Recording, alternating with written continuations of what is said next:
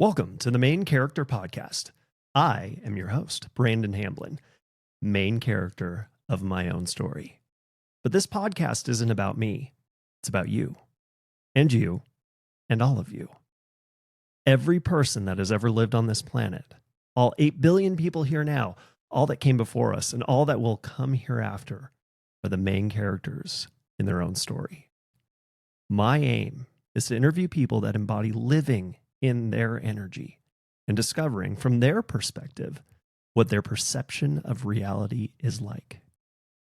Buckle up. You're about to experience the world through another main character's eyes. Thank you for coming. Yeah, I'm so excited to be here. Thank you for having me. Okay, and that's it totally made my day. I was like, oh my gosh, I got to drive over there and do this. Oh, I'm so excited that you're here because we're in a networking group together. Yeah. And if anybody knows Brittany, and I hope this ends up going out to a lot of people that Brittany knows, and they'll watch it and go, yep, that's Brittany, is you enter a room and there is this electricity that follows you. Thanks. It's not a party until Brittany walks into the door. Oh, I appreciate that. But I also feel like if I could clone myself into a dude, I'd be you. Oh. Well, yeah, I feel the same about you, though. I feel like you were the exact same way. So I love that. Well, and I do love that. I gotta sit and reflect on that for a second. That's even what my kids said. Seriously? They're like, yeah. Yeah? Uh-huh. Like, that's like you, but a dude. I was like, That's so funny. I just need my Tesla and then I'll be set. Yes. Was that your son, your oldest? Uh-huh. Yeah. Yeah. Okay. Something I was going to ask. Does he still have the same girlfriend? Yes. Okay, good. Yep. Is that a good thing? On 2 years. Yeah, she's great. Yeah. I love her. I love her so much. That's so good.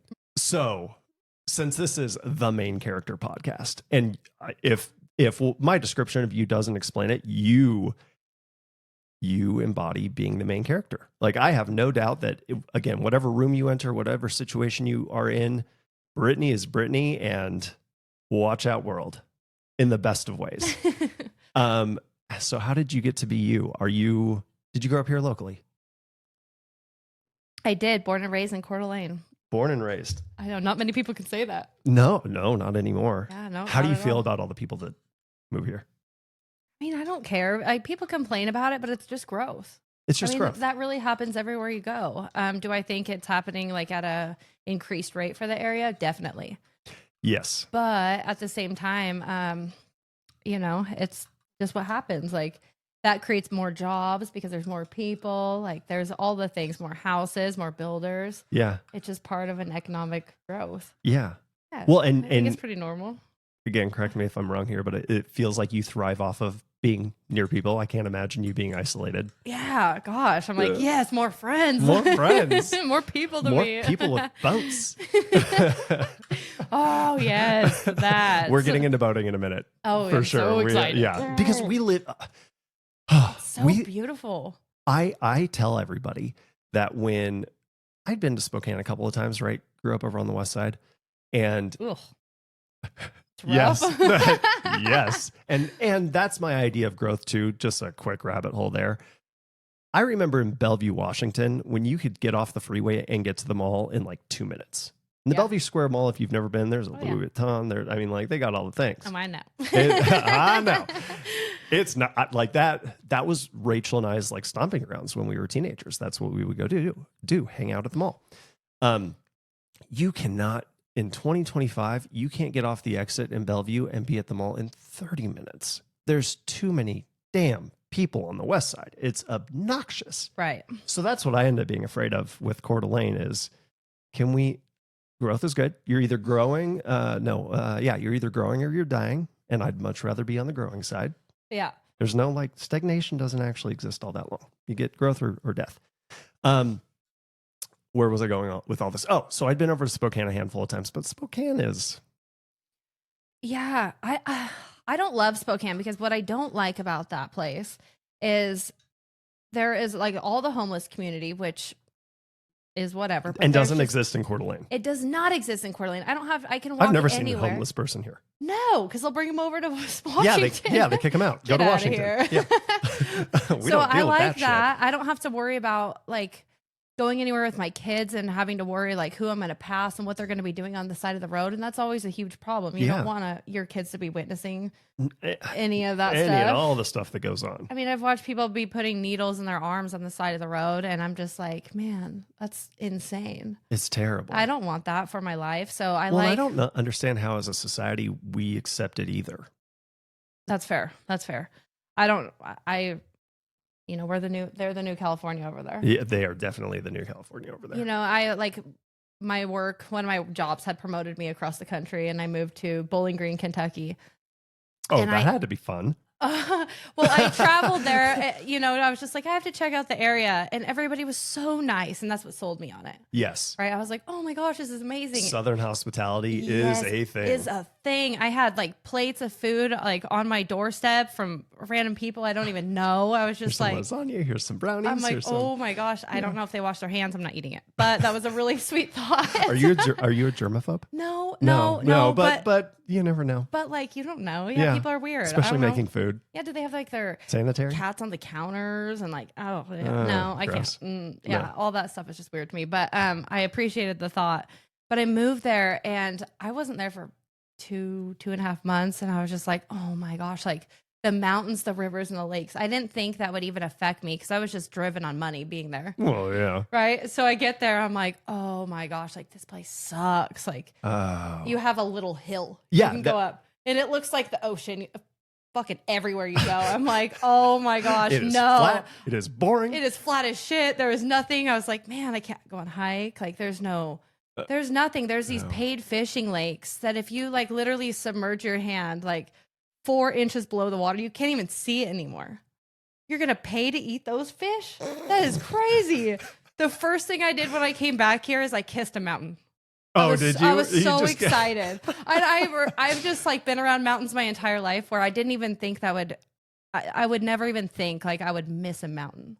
Isn't that funny? So weird. So the hardest part for me coming over here is this feels flat. Yeah. And we have trees, but there's not, like the west side is so topographically diverse. Mm-hmm. The reason that when it snows over there versus when it snows over here, things still operate here on the west side. You get 2 inches of snow. Everything's a freaking hill. And then when it snows, everything turns into a flippin' mountain. It is nothing but change. There's nothing flat and trees everywhere. And the further away you get from that, when you're used to that and you get to the middle of the country and it's so flat. You could stand on a soup can and see like for miles. Yeah, it's nuts. But man, the cost of living over there is so low. Nice. Yeah. Yeah. Oh my goodness. I was just like, man, I can have a really big house. I can have a pool.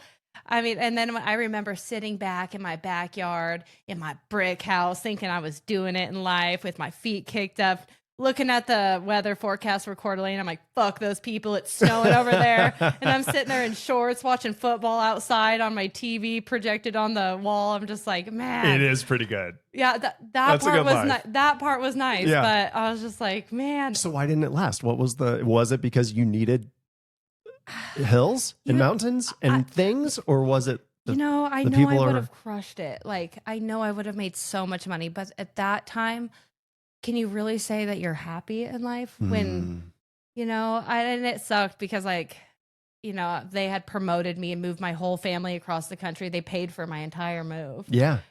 But the money just wasn't worth it. Like that wasn't my happiness. Like I needed the rivers, the lakes, the mountains. Not even that I'm like a huge fisher, but if I want to do it, I can. Yes. I can do it any day I want. Yes. Whenever I want. Yes. And I just... Oh man, it was really cool living so close to Nashville. Oh, that was an experience. Nashville, that they should have like a Brittany Lane or something. Like that seems like your sort of city. Yeah. I mean, I traveled all throughout there. They had a ton of really amazing things. Memphis, I drove down to Memphis. I saw all of that. That was amazing. We almost moved to Chattanooga. Oh, really? Yeah. You fly into Nashville and then you drive I think it's like a 2-hour drive, 3-hour drive. I could have that wrong. And that is a particularly pretty part of the country because you're like right there in the Appalachian range. So you get some, like I went swimming a handful of times and they've got, the river, Tennessee River. I think that's what it is. So water in hills. I'm not going to call those mountains. Mm-mm. Yeah, but there is something special about up here. And so you grew up in just the prettiest part of the Northwest. And the point I was going to make is coming over through Spokane. Spokane is gray and nasty, and half the shops are always closed. And it's just like, it's like Tacoma. And I have a very, very, specific part of my heart is dedicated to Tacoma. But there's a reason why all those big cities in Washington are just kind of, they're gross. Yeah. So I had never gone east of that. Mm-hmm. And so it wasn't until 2.5 years ago when I thought I was coming out here for work. And my boss is like, don't stop in Spokane. If you're going to move over here, you have to do it in Coeur d'Alene. And we came to Coeur d'Alene in September 5th, I think, of 2022. And I'm like, the Garden of Eden is in North Idaho? Are you kidding me? Yeah. Oh my God. You just literally have to go through purgatory, aka Spokane, to get there? How? Yeah, it's interesting. But you make but working over in Spokane, you make more money. Yes. Right? So I'm like, oh, I'm blessed to have like a job over there, but also live over here and only have like a 20-minute commute. It's perfect. It's great for me. And you get cheap gas on the Idaho side, but you get some perks over on the west side. For sure. Yeah. Yeah. It really is the best of both worlds. I do want to circle back to Kentucky real quick. Yes, please. I have to share this. And how old were you? When was this? 3 years ago. Oh. Yeah, so pretty recent. Oh, cool. Oh, pretty recent. Yeah. Yeah. Okay. So when I was over there, I ended up driving to North Carolina because my grandma lived there. So I just wanted to see my grandma. I drove over there and I was looking at the map and it says the Smoky Mountains. So I'm like, yes, I get to see the mountains again. I was so freaking excited. I was like, so at every turn, I'm like, just waiting to see them, like, in the horizon somewhere. I come up to them and they're not mountains like here, right? Like they're not like pine trees, cedar trees. They're not anything like that. No. They are like maple trees. And granted, which is it was also beautiful. pretty. Beautiful. It's different. So I know, but I was like, oh, and during the man. winter, when there's no just wanted leaves to see on green. anything, it just looks dead. Dead. I was like, man, this sucks. Where we have the evergreens, so it's green year round and it's thick and they're tall and it's got a smell to it and it's so good. Totally. Yeah. Oh, so why do you love the outdoors as much as you do? I think after I moved back here, I have a whole new appreciation level for it. Okay. Because, well, and so you went 3 years ago. When did you come back? Oh, I was only there for like 3 months. Oh, you're like, forget this. Yeah, it was terrible. Yeah. No. Homesick. Got to come back. So yeah, and not even really, it was the mountains and everything else. Like I love people. I love all people. Yeah. Like I could find. You are going to make connections no matter where you go. If we dropped you in Antarctica, you'd find there's nobody fucking there. Well, I mean, but you'd find like the 20 people there. Yeah. I would find something. I'd find some bears to be friends with or something. Yeah, I don't know. penguins. I don't know how it'd work, but I'd make it happen. But just being over there, it sucks so bad. And coming here, I just realized the appreciation for life I have. Yeah. With the mountains and the rivers and the lakes. Like the lakes are just so beautiful. Like boating is the best. Like paddleboarding is freaking great. I just love all that. I love that you can fly on the water and just go as fast as you want. Well, not as you want because it's illegal, but it's fine. It's only illegal if you get caught. Yeah. Oh yeah, definitely. That's when I love all the death-defying activities. I love skydiving. How many times have you gone skydiving? I think 5. I am on my way to earning my A license to be able to jump out by myself. By yourself. Yeah. So I was so excited. Like that's what I did with like the birthday money I had like last year, I think. I just paid for the classes to be able to do it and went through a whole rigorous day. That's it. A day. One day. And they're like, okay, all you have to do is You're jump out jumping out of a plane. Yeah. And one day. So you have somebody strapped to your back, but they are not doing anything. Oh, you do. Oh, you do it all. Yeah. You do it all. So you are Did like, you pack your chute and all that, or was it just from jumping? No, they made us do everything. Yeah.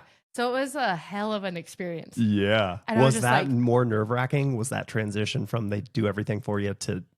Was there any? But you thrive on that. Oh yeah. No, it wasn't. No, I was just like, I get to save my own life. Yeah. But and like then you realize like it's always been my like death wish, right? I'm like, all right, if I ever find out I have Alzheimer's or dementia, I'm just jumping out of a plane. And I'm just gonna forget to pull my chute because I don't want to suffer like that, right?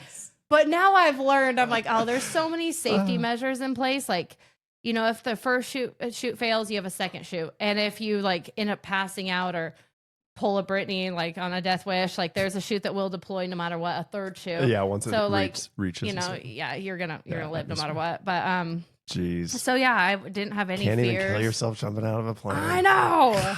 Gosh, I know. I was like, man, like the chances of you actually dying that way are significantly low. Yes. Yeah. Yeah. But no, I just love it. I don't think. But after doing that, there's nothing you can do that matches that adrenaline ever again. Yeah. Like no roller coaster. I don't care what you put me on. I'm just like, this is boring. Yeah. But you still chase it. Yeah. Yeah. But that's the only, like, that's up here. Yeah. Oh, it is. Yeah. I've been once. And for me, it was the buildup. Like that moment when you're about to jump is the most adrenaline for me.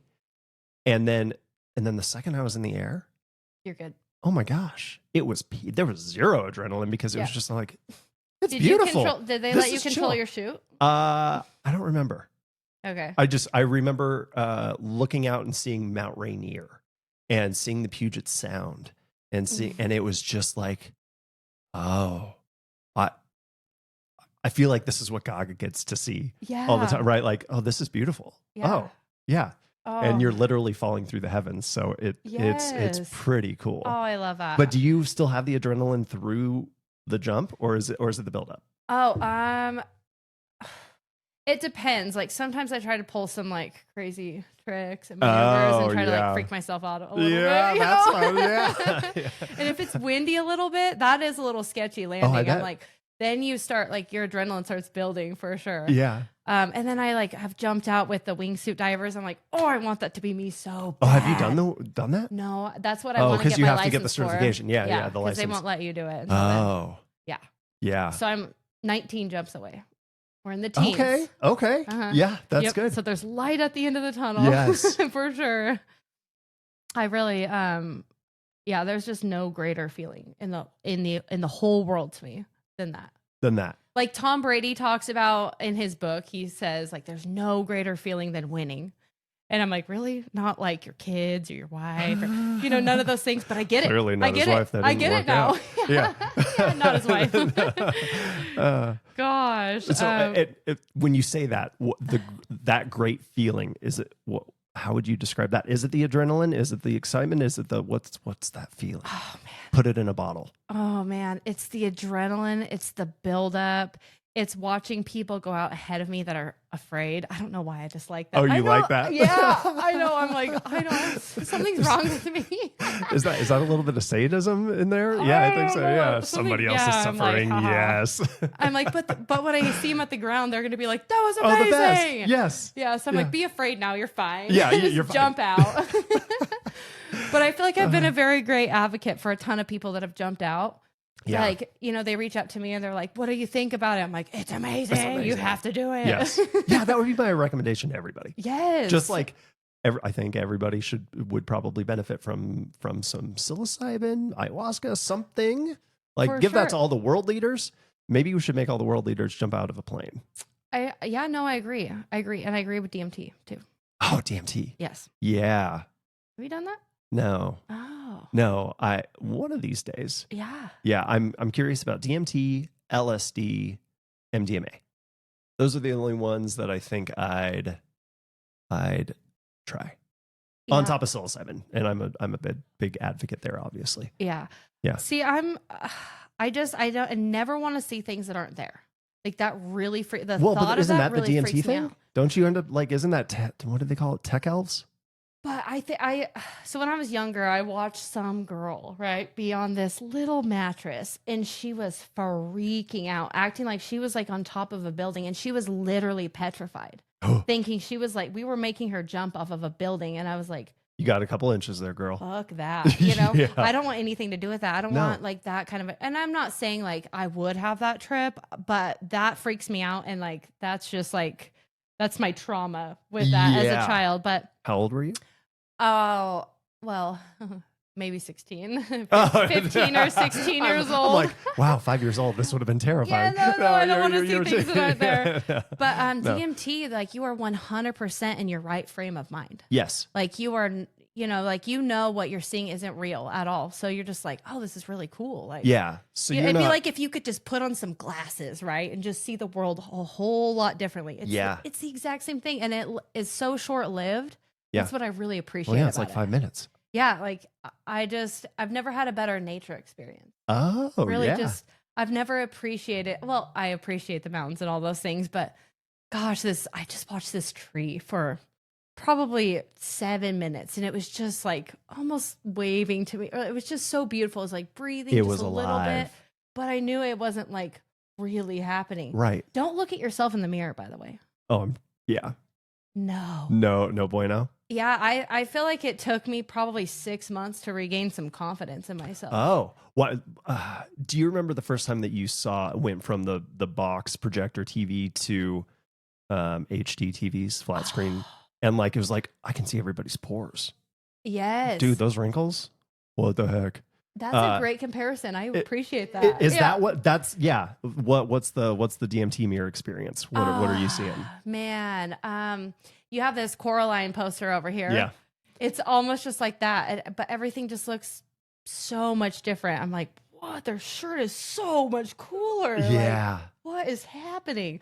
So I really loved knowing I had that experience and knowing it was so short lived and just being in my right frame of mind, being able to walk. Like if anything happened, you could just not talk and you'd be fine. It's not like you're like that. I don't know. I've also known people to, have a way deeper experience than that, which I'm not into that. I'm not trying to go in a different world and live a different life and be married and have kids with somebody else and be disappointed when I come out of it. It's that Inception where it's like a dream within a dream. I don't need to jump into another life. But I was curious about it, right? Because they do put people like in like an intravenous drip. Yeah, and they continue. Yeah. Don't Google that, right? Because I Googled how I could become a test subject. I was just curious. Yeah. And they're like, if you need help, call this number. Oh my gosh. Yeah, you're on some I'm watch like, list whoa. now. Yeah. Jeez. I was just wondering. I mean, I've been curious, so thank you for keeping me off of a list. Yeah, well, what I think was really interesting is when I listened to Joe Rogan talk about it, right? Yeah. And like all of these people having no knowledge of this drug. And they all experience something similar. And they all go into the same world and they can explain the streets. How is that possible? With logic and reason, tell me how that's possible. Other than there's other dimensions. Like there is really no other explanation. If we could take, just somebody that has just a straight up square and just give that to them, how are they going to have the same exact experience that you and I have? Right. How are they going to be able to map out the same world? Yeah. That's so weird. It's kind of crazy. That is cool. Well, and that brings to mind two things about DMT. Right. One, our pineal gland, I think it's the pineal gland. Yeah. Something in the brain. 99% sure it's the pineal gland. Produces DMT. So we're already always on a DMT drip. Yeah. Anyways. Yes. Naturally. Which that brings into question, is any of this real? Or are we just tripping out this reality that we think is the thing? Yeah. Anyways, Yeah. Are we in the Matrix? For What's sure. going on? And if everybody's describing the same thing, we know that we are not perceiving, we have our five senses, but there are so, like x-rays, right? Infrared. There's so many different wavelengths and things going on around us that we have no flipping idea what's happening right now. That are they just tapping into more of those senses and seeing what is actually around us? Right. Yeah. So what's crazy is like we live in like this world that we live in and we see it like three-dimensional, right? Or like how we see it. But if you think about like an ant, like on a string, like they can walk backwards and forwards. Yeah. They can also go on the sides of it and they can also go under it and walk. Yeah. So they can see it in so many different dimensions than we can. Right. So, Well, and they do, right? It's width, depth, height, 3D, 4D as you add time. That's a different perception, right? And we are very much on a time scale in this dimension. But then once you get past that, there's so many angles and different ways that you can see things that we can't even like conceptualize. Really, I mean, we can watch YouTube videos where they do, because that ant one's really good. That's a good one. Yeah. But what does 12D look like? Good. we can't. It just like there's no way for us to perceive it. Right. Yeah. Yeah, that's interesting. But if you're tapping into, what are you tapping into with DMT? What are you tapping into with psilocybin? I don't know. It's interesting. It is interesting. I love it. I just wish everybody would try it. Like, okay, if you're afraid to like see things that are not there, I understand that. Yes. But just microdose and just try it. Just try it. Like, I don't understand why people wouldn't. I definitely think there's, right, from like a health perspective, there's got to be a 1% of the population that if they did it, they're gonna go into psychosis or something crazy. So that wouldn't be fantastic. Oh yeah. But you're what, 10 years younger than me? I'm 34. Half of that. Okay. Yeah, because I'm 38. Thought you were younger than that. Oh gosh, this is a great freaking day. Okay, but this is perfect though, because you went to school roughly the same era of teaching that I did. Do you remember the DARE program? Did they have that over here? Mm-hmm. Right? Like, drugs are bad. Drugs are bad. All drugs. If it's a drug, if we have decided it's a drug, it's bad. Don't do it. Just say no. Yeah, and then you sign the thing at the pledge. end. You're like, yes, I'm never gonna do that. And there's a police officer that comes in as part of like the whole. Did you guys have the police officer come in? Yeah, definitely. And I won a contest for writing the best essay about how I will be a DARE kid the rest of my life. And I got the lion was their mascot. And I got a little stuffed doll. It was. You still have your pledge? Hell no. I'm just curious. But right, some of the stuff was, you're gonna have holes in your brain. That was an Oprah Winfrey episode of some kind that they ended up, and they said it was from meth, I think. Which and meth is a terrible drug. I ain't touching meth. Yeah. I ain't touching meth. I ain't touching heroin, and I would love me some coke. So I ain't touching that. That's awesome. Yeah. But nobody's getting holes in the brain. No. And there's such a wide range of like cannabis, right? Like cannabis, you're gonna chill out, you're gonna have a good time. It's gonna be whatever, but you're gonna be a lazy fuck. Yeah. Right. That is not something that I'm taking if I'm going into something that I want to have any wherewithal to be able to do. Right. But then something like you just described with DMT or psilocybin, like it just enhances everything. For me, it does, at least. Like I can, where my thoughts are fractured and all over the place regularly, man, it is. I need to pull a file from the file cabinet. It is right there, and I got the information, and it is fantastic. Right. But they're all well, and I don't even consider it a drug. It's a plant medicine. Yeah. Yeah. I mean, I used to be like a daily user of marijuana, right? Yeah. And, well, and I think that's maybe the trap of it. Well, and I was functioning. Yes. I could function and do it. Yeah. You take a little break and all of a sudden, like, you can't. Yeah, no, I'm just like, man, what happened? I just sit there and I just look like around. I just stare at my fridge for like way too long, and I just look and I laugh to myself. I'm just like, I'm not a functioning one anymore, so I don't even choose to do it at all whatsoever. Yeah, I have no interest in that at all. Like, I have no problem with people that want to do that, but if they just take a little break, they're gonna be like, yep, no, it's not fun anymore. And I think if anything is I have to have it every day sort of thing, that's the definition of an addiction. Right. And what isn't an addiction but trying to escape something? Right. Right. Whether it's a responsibility, a feeling, there's something that you don't want to address. Right. And so this thing is a really good, like, I like coffee. I love coffee a lot. Yes. Do I think I could walk away from it? I don't want to. Right? Like, if that isn't the most addict answer back on something, I don't know what is. Yeah, no, I mean, I feel like that's a legal addiction. It's fine. It's fine. You're gonna be all right. There's worse shit in life. Yeah. Oh man, what are your addictions? What are the things you love? We already got some adrenaline in there. Go chasing after that. I just crave that. I think about that every single day of my life. Like, well, and especially during the winter when you can't do it, at least as a water sport version. How do you fix that during the winter? Oh, Oh, well, so I go to California and I'll just go jump out of planes in California. Yeah. I mean, I really like the experience better over there.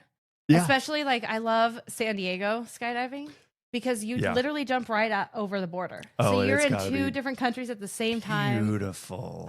It's really cool. And then there's so many activities to do around there anyways. Oh yeah, for sure. I love the whole experience of that. I think that's about the most fun thing I did while I was in San Diego, is skydive for sure. Yeah. Have you done it up here in the winter?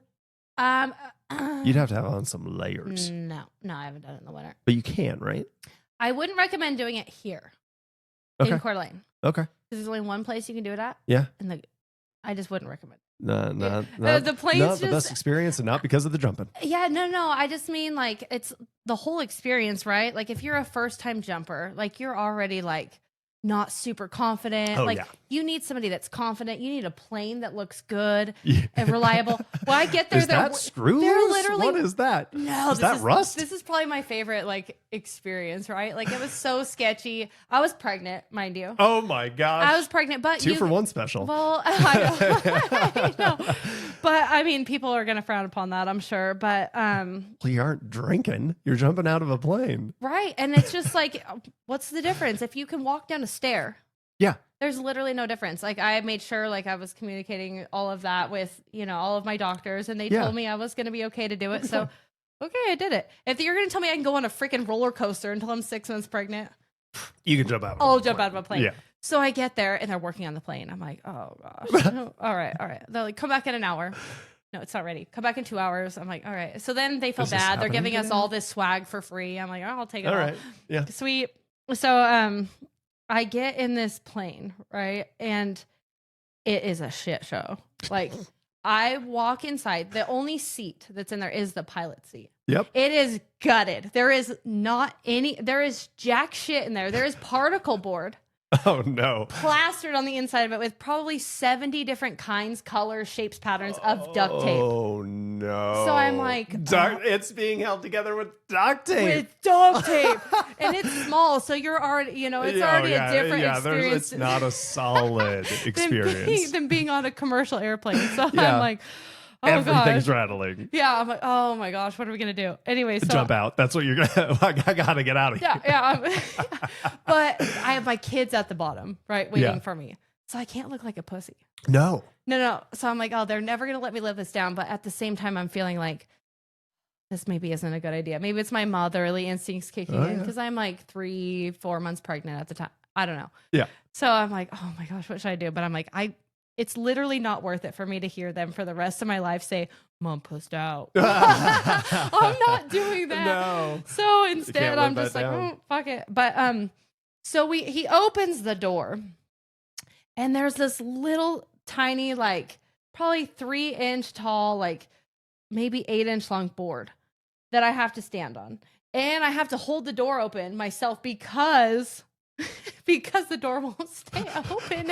What? So I'm standing there looking down thinking, oh shit, like you let go and smacks you in the head. How are you supposed to jump All I can out? think of is how scary for somebody that's afraid. Somebody that's not brave like me.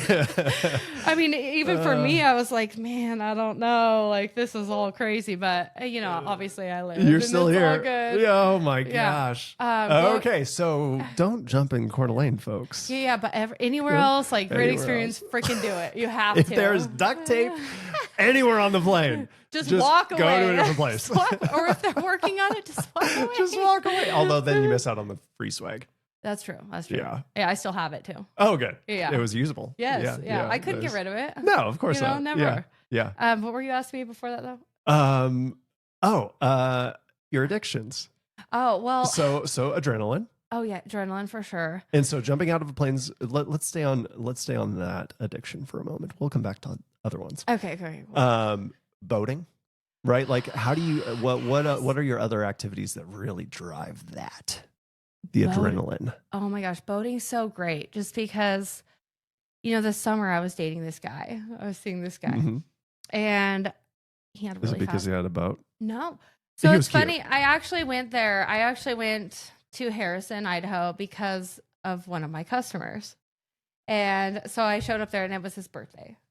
So I showed up there and I like brought my paddleboard and I brought my boss with me and she's like one of my best friends. So we go and we just bring our paddleboards thinking that's what we're going to do for the day. We're just going to say hi and grab a drink and then just kind of be on our way. I was like, sweet, I can bring this whole big ass bucket with me on my paddleboard. This is going to be a great day. I'll just fucking tan and just pass out. Yeah.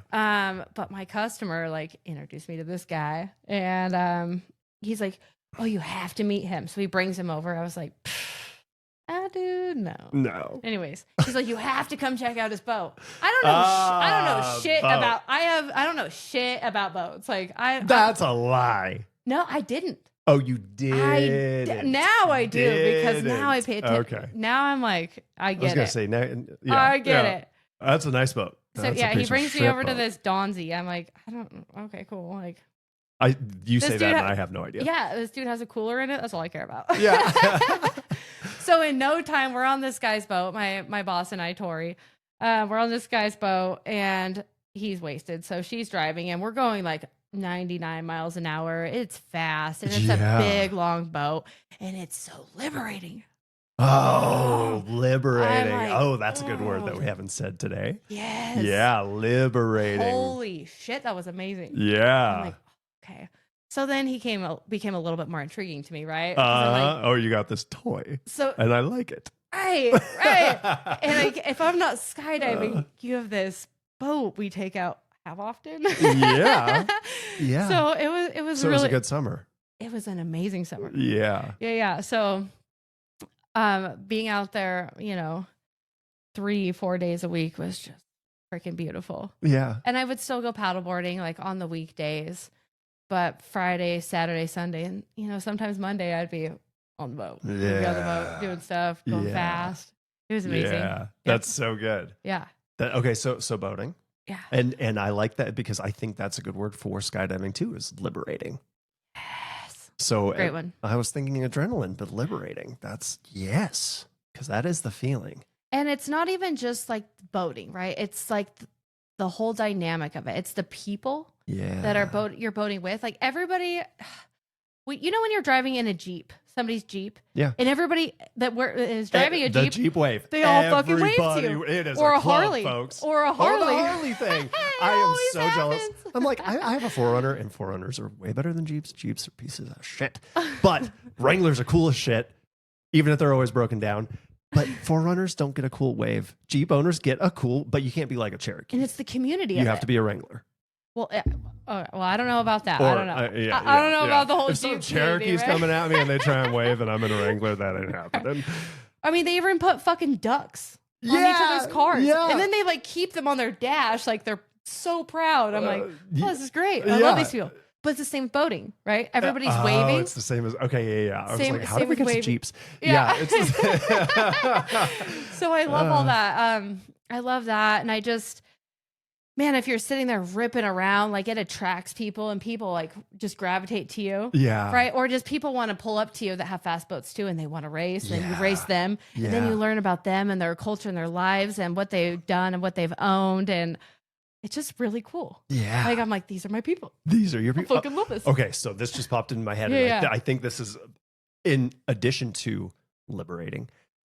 You are bringing excitement. You're attracting other people. I have this, like, the overall theme there for me as I've been assessing my beliefs is that life attracts life, right?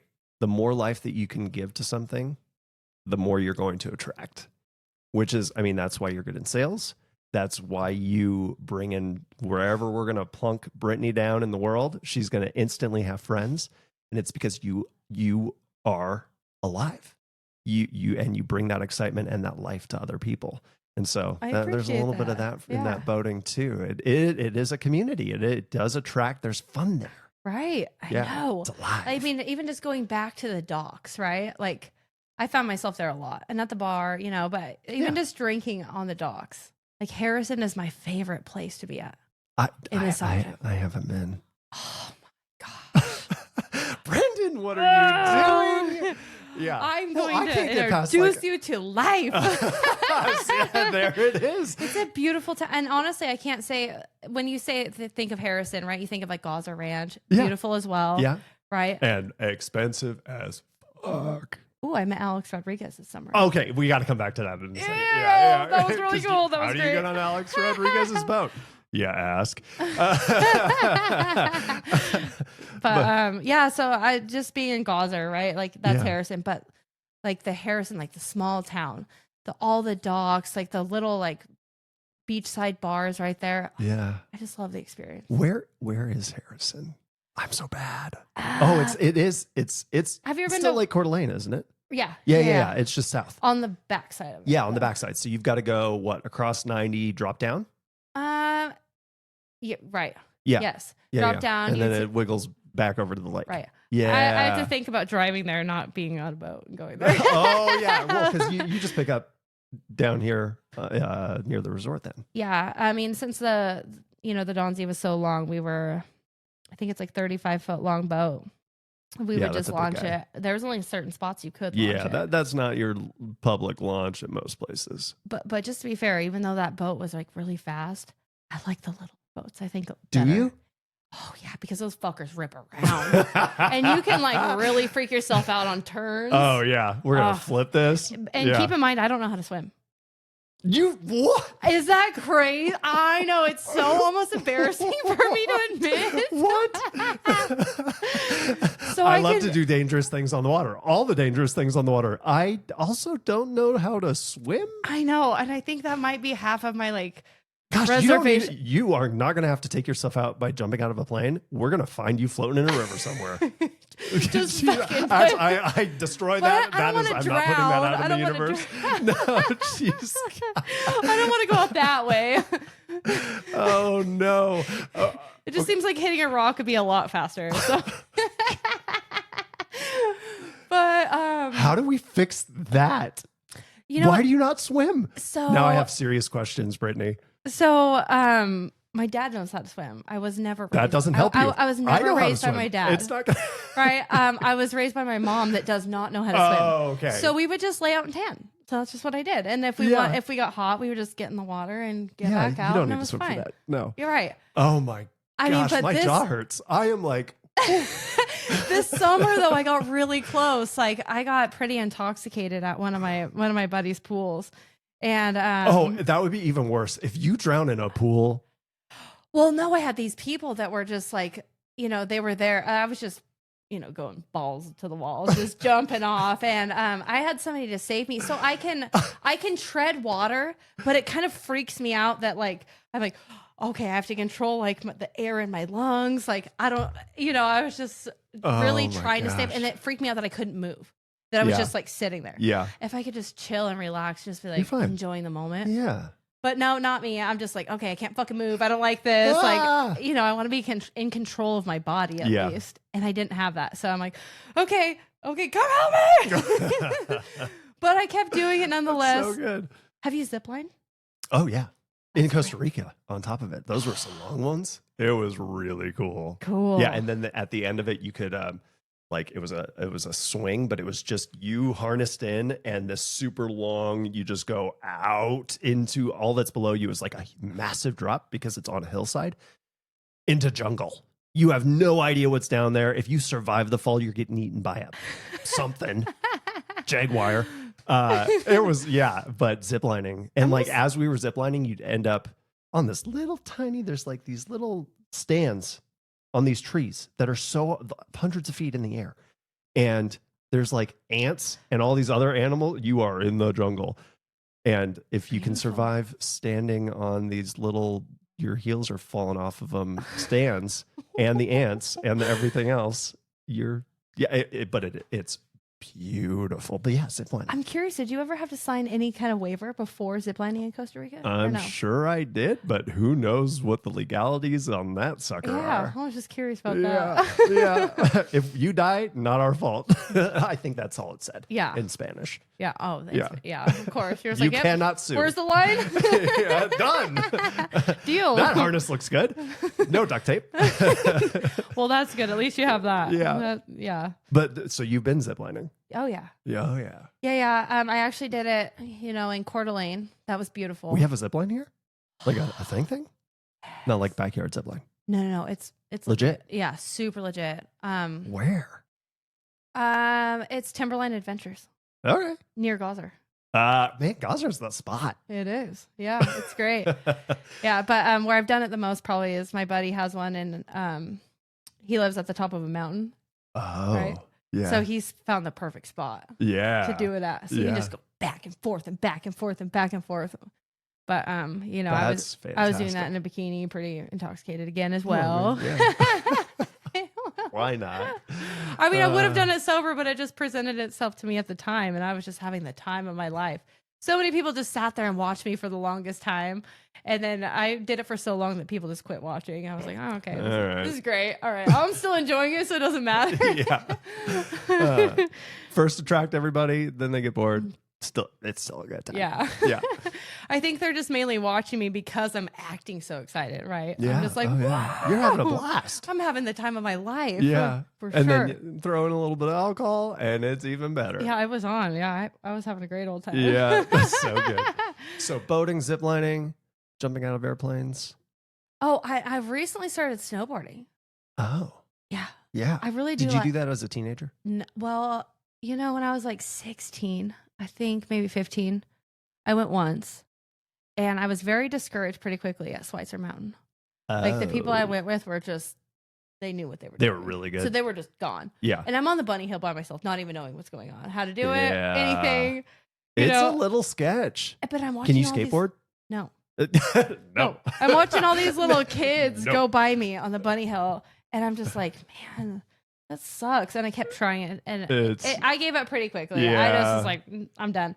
But I circled back to it last year, and I've never had more fun. I have fun being terrible at things too, though. Oh, see, and that is like, you're willing to get into the arena. Doesn't matter. I'm going to have a damn good time. Oh, right. And I don't care how terrible I am. Pickleball, I'm terrible. All these people take it seriously. Like all the other teams. So serious. Holy cow. All the serious pickleball people out there, chill. Have some cannabis. Chill. Yeah. Oh. Stop. They get super taking mad. it so serious. Yeah. They do. And you're just over there having a good time. Like, was I supposed to hit that? Yeah. Oh my gosh. I'm sorry. God, yeah. I think pickleball is pretty intense though. Oh, it's very intense. I that's why I really like to pickleball. Well, but I also take it you're competitive. Are you not competitive? No, I am. It depends on the thing, or just the way. But you still want to have a good time in competition, right? Yeah, you aren't going to get like. Yeah, no, I'm competitive. I was on a competitive cheer team for many years. Yeah, okay. Along with high school cheer, I did that, so I was very competitive in that world. Yeah, definitely. Was that? Did you still have fun in that, or did that get more serious? Oh my gosh, it was just. Were you about to like, bitch? I'm gonna. Oh, I was just like, you just know when you're good and you know when you're going to win. You know? I was like, confident. Yeah. So cocky, so confident. Yeah. You know? Yeah. I mean, nobody could have taken that away from me. No. You know? That's okay. So let's dive into that for a second. Yeah. Because that seems like that was an important part of what makes Brittany Brittany. Mm-hmm. Through high school, even before that, is there even cheer in middle school?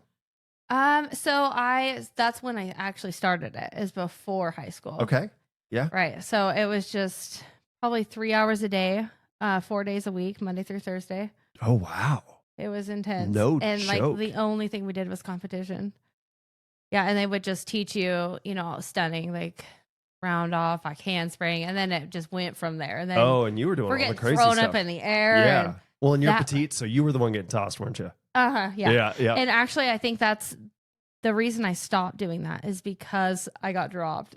We were doing something where it was like a double QP is what it was called. What is that? Where this guy has one girl up on one hand and the other girl up on the other hand. And we're just balancing ourselves with one foot on, with one foot and the other foot like in the air, just doing something. Yeah. And he ended up dropping us. Oh, no. And from then on, and not that I hadn't been dropped before, and I don't know why it was that specific. I didn't even get hurt. But it was that specific moment that I was like, oh, I had reservations moving forward. Oh, no. And I was like, fuck, I'm not good anymore. I can't do this. But I think that's why I am the way I am now, is because I feel like that reservation really like hindered me from really excelling anymore. Yeah. Right. So now I'm just like balls to the wall. Yeah. I'm not going to let that stop me. Nothing. Yeah. On anything. That's why I'm like fearless now. Oh, yeah. Yeah. I mean, even I don't like snakes, right? No, not a chance. Nope, that's me too. I've told I'll play with spiders, but What? No. That's crazy. We'll circle back on that, folks. But snakes, I'm with you. I don't care if it's a gardener snake. I don't care what it is. No snakes. Right. So until my daughter walks in the door, right? And she's like, no. Mom, you want to come hold the snake? I'm like, no, fat chance. And she's like, I thought you said you're not afraid of anything. Yeah, because you can't. So obviously, like, all right, like that's a challenge accepted. Brittany fearless. That's what's tattooed. I'm just like, challenge accepted immediately. So I like, go outside and it's this, what was it? I don't even know. Something. It was huge. Big. Huge as shit. It was yellow. It was like a banana python. Yes. Yeah. Yes. Yeah, I felt this before. And so I'm like, oh, all right, but it's not. But yeah. So I like held the thing, and I was like, all right, well, I like this thing actually. So then I was like wrapping around my neck and doing all the things. You did the Britney Spears thing. Well, I had to. I had to show my kids I wasn't afraid. Oh, man. Right? I had to really live up to that standard. Is there something that you think you could run into that you'd say, yeah, forget this, I am out? You haven't run into it yet. No. I have a buddy that is like a master with fire. He let me on fire. I loved that. It was fun. I mean, it goes out really quickly, you know what I mean? But just knowing that was just a death-defying, almost not. It wasn't death-defying for me, but I know you're playing with an element. I mean, look at the Palisades, right? Fire is dangerous, right? We use it is, and you're just setting yourself on it. Yeah, right. That would be fun. I'm curious. Did you go to college? Some college. It was actually, interestingly, moved around a ton as a kid. Went to middle school, and then I went to high school. I was like, I'm in the same class. I know the same people. Dad, we're not moving. I am graduating from this. Like, I get to hang out with the same group of people for more than a couple of years here. Yeah. Freshman, sophomore, junior, same high school. And then right before senior year, my dad says, we're moving. Oh, I was so mad. And I had set it up so that I was going to be able to graduate like after one quarter. I needed like band and PE, and I was done. I had all my credits and I was done. We moved to Anacortes. Have you been to the San Juans, Northwest Washington, the islands? Yeah. It's cool up there. When you're forced there, it's not so cool. But it is gorgeous. It is a beautiful. You want some water sports? Have you saw the bioluminescent algae? Yes, you have. Because I've gone scuba diving up there. Jealous. I've gone. Okay, so perfect timing. I'm an Eagle Scout. My scout troop from where we were moving from in North Bend ish, we were all getting certified for scuba. And so we were going to go up to the San Juans. And so the first time I saw my new house in Anacortes was for me to grab my pack and then hop on the ferry to go on the scuba trip. And the bioluminescent, like that whole thing is so freaking kick-ass. But what we would do, we were on, I think it was Deer Island, and some of us were in tents. I was in a hammock the entire time, and I had my Walkman. And I was just rocking out to music, just chilling, just in my hammock. And the rest of the time we'd be in the water. And we would go catch crab and scallops. And I don't think there were any shrimp. But all the stuff. And then we'd bring it up, do a crab or a seafood boil, and then hang out in the hammock again. Like, it was the best vacation ever. But the bioluminescent. Do that on some mushrooms. That would have been, I was damn near there. Naturally, I would be in. But I would have been in. But I would just be in just to see that. What a beautiful experience. Yeah. I'm a science junkie. Okay, we got to come back to the science. Okay, let me wrap up. I'm like, how the hell did we get over here? Yes, that's how we got there. Yeah. Well, but it wasn't even the algae.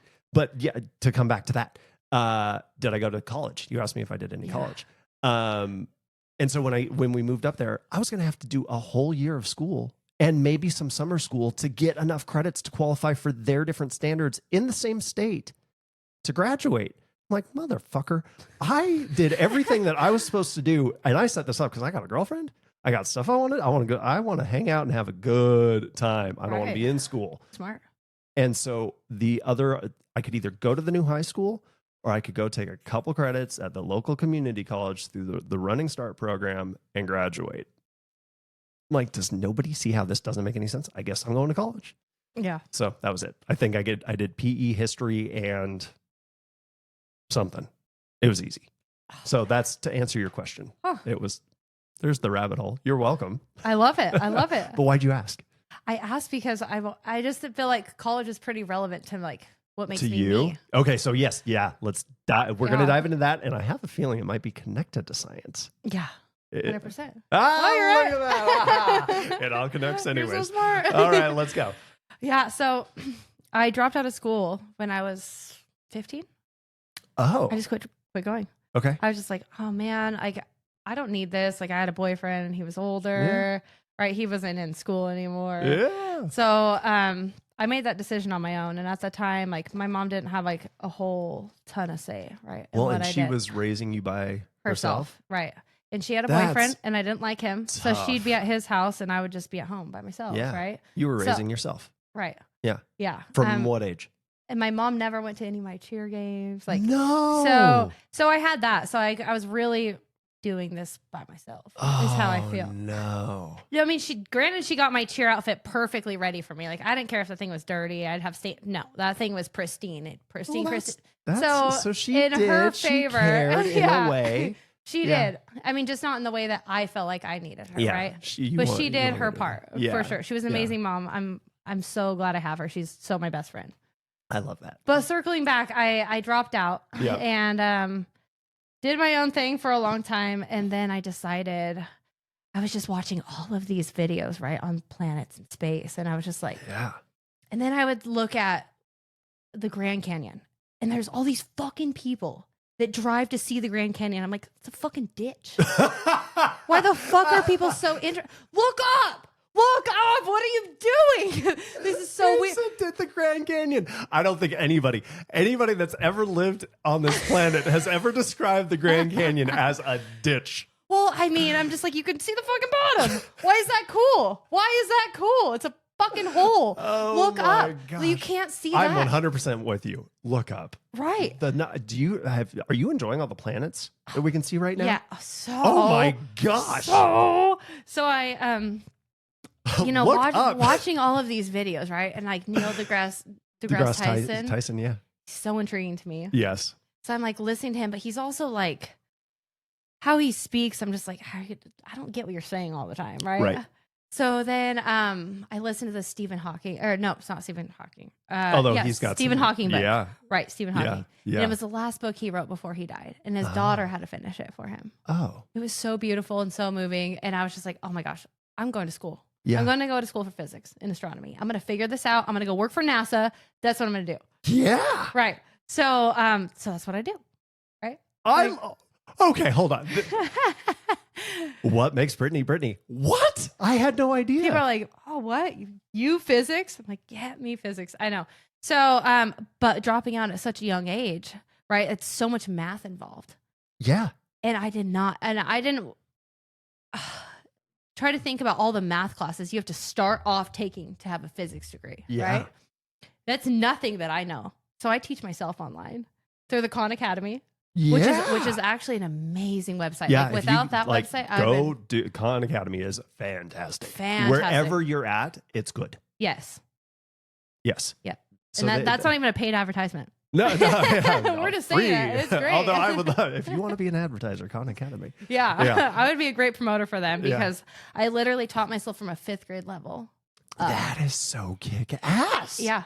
So I did that and I just have this goal and this ambition, this drive. And mind you, I'm working full time while I'm doing this, Yeah. knowing I have to maintain a certain GPA. Otherwise, Yeah. NASA's never going to see me. Raising Right. 2 kids on my own, Yeah. working full time, doing all these things. But I'm just so determined. I'm like, I'm doing this, right? Yeah. So is So- that in 5-10 years? Is that where Brittany is? Are you at NASA? Oh, no. No, this is where Hold you on. were. Okay. This is where I was 5 years ago. Okay, yeah, right? yeah. Probably 7 years ago. Okay. So I start going to school and it's so amazing and I loved college. If I could go to a college class every day for the rest of my life, I'd be in. Yes. Just to learn. Just yeah. to learn. One of my favorite quotes is "Every day is a school day." So And beautiful. if you literally could still go to a classroom, oh man, I wish I wasn't such a punk as a kid and didn't appreciate school because I I love that setting. Right. And especially when you get to dialogue. And when you're paying for it and you know that everything in the whole rest of your life is really depending on what you're doing right now. I don't think I would have appreciated that as an 18-year-old. No. Right. But appreciating that as an adult, Yep. you have a whole different mind state. Yeah. I mean, I know there's kids that definitely can do that. I just was not that child. Yeah. You know, so I kept teaching myself. I got accepted into a NASA academy through ASU. It was really cool. So I wrote this amazing whole paragraph topic. I mean, it was really a novel, a short novel on what I had to write. They accepted me and it was so cool. I was like, yes, I'm going places. So I do this and it's just about launching a probe to Jupiter. And like each different class has their own role on how to get it there. Yeah. So mine was how we're going to launch it, where we're going to launch it. Yeah. In the time, because you have to think about how it's or where we're at, like where we are. Right. Yeah. And how we're turning at the time, because you have to take into consideration every planet, because it's not like you just plug it in. It doesn't have a battery. So each planet is going to keep pushing it on more and more and more. But you have a very short time frame in a specific time. You know, you have a specific launch window that you have very to, perfect. Well, because Elon, so you must be just in awe of Elon. Oh yeah, of course. Starlink, yeah, or not Starlink, SpaceX. Because he has 2 windows to launch for Mars between now and I think within the next couple of years. And he's hoping to hit the first one to like start sending stuff to Mars. The second one, he's hoping to, I think, send people. I have my own thoughts on that. Okay, let's fucking crazy. let's come back to that. So you're doing this Jupiter project, right? Yeah, right. So I'm doing that, and then every day I'm like, it's a virtual academy that you're in, right? Yeah. Like, but these people are so lame. Like they have no personality at all whatsoever. Because they're like engineer brains. Well, I'm a part of it. You know what I mean? Yeah. But I'm just like, nothing's funny to them ever. Yeah. Every day I'm just like, you know, so like I'm attending and I'm so excited. Like I'm going to crush goals. I'm going to do things that nobody thought I was going to do in my life. I know like I've far exceeded what anybody thought of myself and what I even thought of myself. But man, every day for the rest of my life, right? Being around these people. Yeah, you couldn't do that. Fuck no, hard pass. I don't want I don't want anything to do with this. And I'm not saying there's not cool people in this, right? Because guaranteed there is. Yeah. But as a whole, really figuring out. Well, and all you have to do is watch any launch video from NASA. The control room, like, well, those people don't party. Well, and yeah, that's fair. You guys just launched a freaking rocket ship. I know everybody cheers, and you guys should be throwing a freaking party. And the best you can do is get up and clap. All right, right. Y'all are boring. Gosh, yeah. I mean, even just all of the mathematical equations that are applied to really making this happen. Yeah, they're fucking beautiful. You can be brilliant and. Yeah, they are. They really are. Those equations are beautiful, aren't they? But all the people that are really making that happen don't give a shit about anything in life but what they're doing. And all of these, I don't know. It just wasn't it for me. Wasn't it? That's not my happy place. That's not your happy place. No. I love all of the science behind it, right? People are like, you should have done statistics then. Same thing though, right? Yeah. Same thing. Yeah. Not same as like, I obviously different lines of work, but. So did you end up I did nothing with your my degree? Yeah, I did. But nothing. You did get it. Yeah, I did nothing with it though. Who does that? That's crazy. I'm like, yeah, I have a degree in physics and I do nothing with it. That's incredible. But I do love it. I wouldn't have changed it for anything at all. Yeah. No, that's really cool. That's amazing. Yeah. So since you haven't pursued that as a career, how do you still end up like as you're looking up at the stars, as you're watching Elon, as any of that, you've got a unique perspective on how all that happens. Oh yeah. I love what's happening right now. I just tell me more. I didn't know, you never know if like what you're going to see in like your lifetime is like actually going to happen. Right. Yep. But I hear about Elon launching these people to Mars. Right. And I even like circling back to being in this academy, that it's going to take 27 years for this probe that we launched 5 years ago to even get there. Yeah. So that's not going to happen forever, right? Right. That's a generation. Right. So like that's like I like things to happen like right now rather than to wait for them, right? Yeah. So if you think about launching people into space, that's going to take 8 months. Yep. Right? When you're at a perfect timing, that's 8 months. So tell me what you're going to do with these people for 8 months. You have to think about what you're not even being in Mars. Just think about launching them there and then them actually getting there. How are they going to go to the bathroom? Yep. What are you going to do about that? What are you going to do about food, trash, like all the things? If there's anything at all whatsoever, like you have to take into consideration, like they are gone. Yeah. And when they get there, those people are fucking losers, right? Because so you're not going to Mars? Fuck no. I am not a loser. Like you get bummed out when people move across the nation, yeah, right? Or when they move across the states. You have to. You're going to fucking Mars?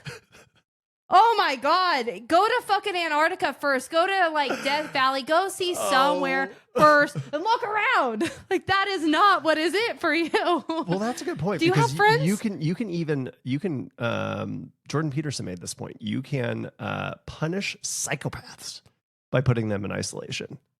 Right? Right. We're launching people into freaking space to Mars. Right.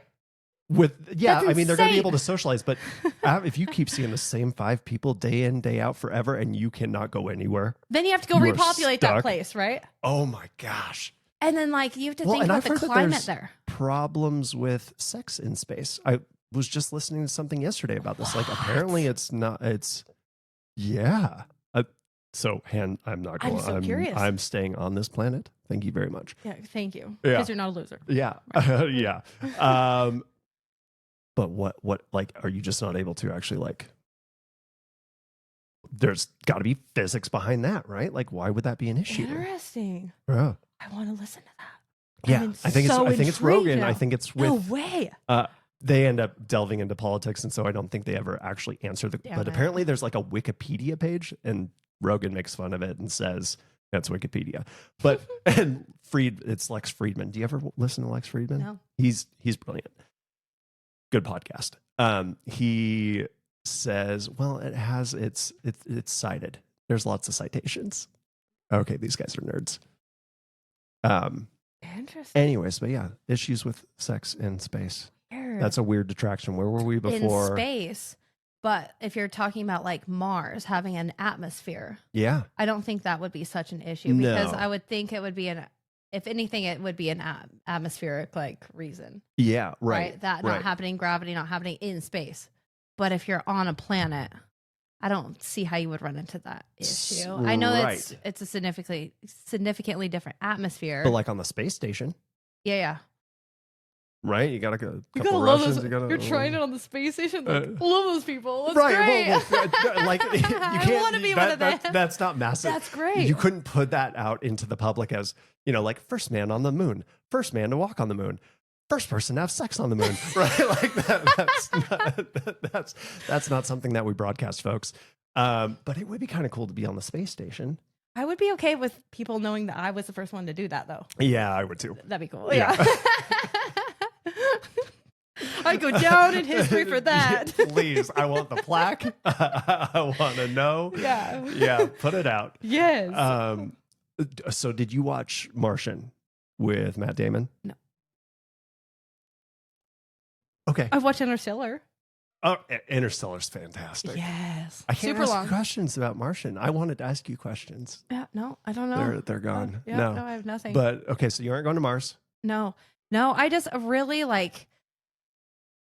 I listened to Joe Rogan say something really funny. He's like, I was listening to Elon Musk talk, right? Yeah. About all these people that are going to be on this spacecraft, and he's like, all I could think of when he's telling me about it, I wish I could be listening to him, but all I can think of in my brain is this dude's going to shoot these 2 people and then shoot himself, and then you're the only fucking person that's left in there. I was like, oh my God, that's crazy. Yeah. Like, that's the way his brain works. But yeah. Not me. I just think like, oh my gosh, I have to be there. And what a shitty thing. Like, you're never going to have a fucking suntan. You're going to have dust storms that are going to last 8 fucking months. Yeah. like, no. The things that we would learn to be, because you're basically like the Adam and Eve to Mars at that point, right? Like, are you going to be at the beginning of the most popular book throughout time in Mars because you helped populate it? Because you did crazy stuff? Are you going to get humanity over to Mars? Yeah, like that's pretty. And then what are those people But then you're missing out on like? the suntan. Right, but what are those people going to look like? Because they're going to evolve significantly different than us, right? You would think lower bone density, right? Even lower now, musculature. Even now, people aren't even getting their wisdom teeth like they used to. Right. There's a whole science behind that that's wild. Right. Because we give our babies. Sense. It does. It makes sense. Did you get braces? Yeah. Yeah. See, I did too. 100 years ago, nobody was getting. How are they going to evolve in Mars? How are they going to evolve in Mars? That's like so intriguing to me. It's like, what is that going to look like for them? You know, like a few generations down, like, what are they going to look like? Yeah. I mean, they're going to look like Martians. But also, the people that we're sending there, are they fucking smart enough to make it to have babies? Yeah. I don't know. You can't answer that. Like, oh, we fucked up the first batch. Let's just send some more fucking people there. Set aside the bodies. Try again. Oh my gosh, that's terrible. They're like, how do you dispose of them? You know, you're just like, out the airlock, floating away forever. No. You know, Mars has 2 moons. Oh yes, it does. And do you know that in time, not in our lifetime, but they're going to collide, and there's going to be a ring around Mars?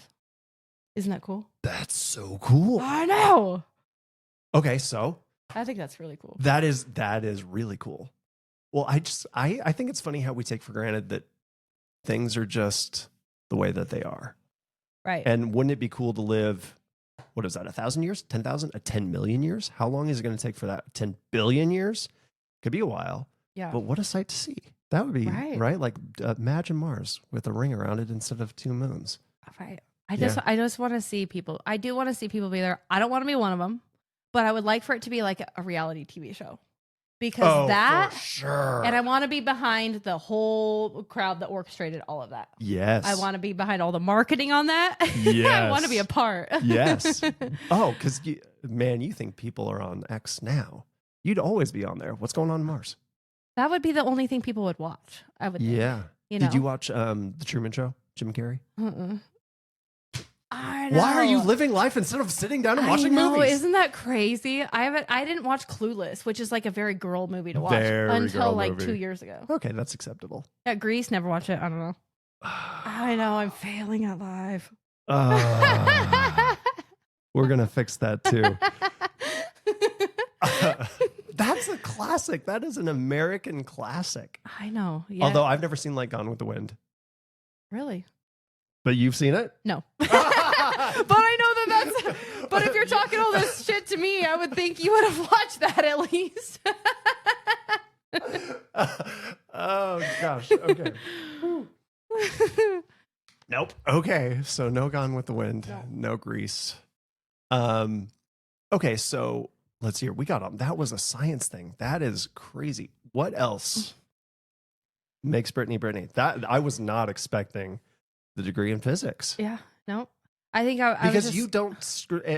But it's because you have fun and you are lively, and exactly what ended up pushing you away from that field. Right. I just think I didn't find my right click. Yeah. You know, if you had found a group that was fun. I did apply for SpaceX. He actually turned me down. Did he? Yeah. Well, I mean, I don't know if it's Elon Musk. Elon? You know? What the fuck? Yeah, you're missing out. Yeah. Maybe this will get that fixed. Yeah, hopefully. Yeah. Sometime. If you come March, you're gonna have a letter in the mail from Elon. That would be really cool. Yeah. I would appreciate that. Yeah. I would crush it. Yeah. Definitely. You'd be great. I just like to look at numbers and just figure it out. Yeah. Yeah, my son explained. Well, you were saying it comes to life. Right. But let's come back to that after your son. What I love about math so much, right, is like I'm great at English as well. Like though I actually had scholarships. Lexicon? I had scholarships for what I wrote, like in all the things. But do you like to write? Do you like to? Yeah, I do. Yeah. But you just not too much. I'd rather write numbers, you know, yeah. and figure out how it would work. Yeah. But I before E except after C only applies to these words. Like, no, it's not like that with math, right? It's always the same. As long as you know math what you are math. doing, Have you seen that it meme? works. No. Have you seen The Incredibles? Yeah. Okay. Yes. I have children, of course. Right. Yeah. Sorry. I was going to say, I'm going to hit on one of these. But the dad, he's like, math is math. How do you change math? Oh, okay. I got it. Yeah. Yep. Because you can't. You can't. Yeah. Yeah. And that's what I think is so beautiful, and that it can be applied to so many different things. Yes. Like, of course, like, you know, even just being in high school, if you don't really plan on doing anything with math, like, then don't.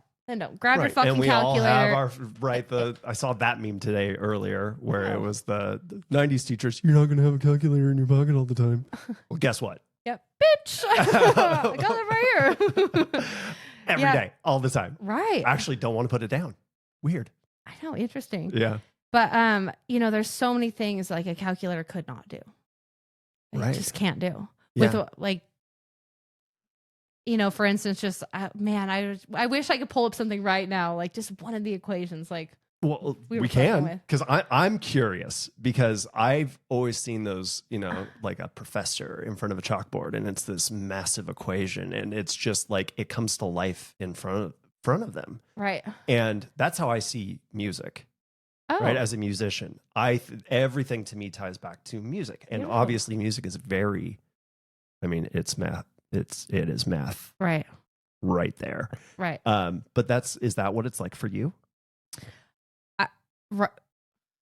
To an extent. I mean, I think like when you look at it, you're hearing it. Yes. Right. Right. Difference. Yeah. Right.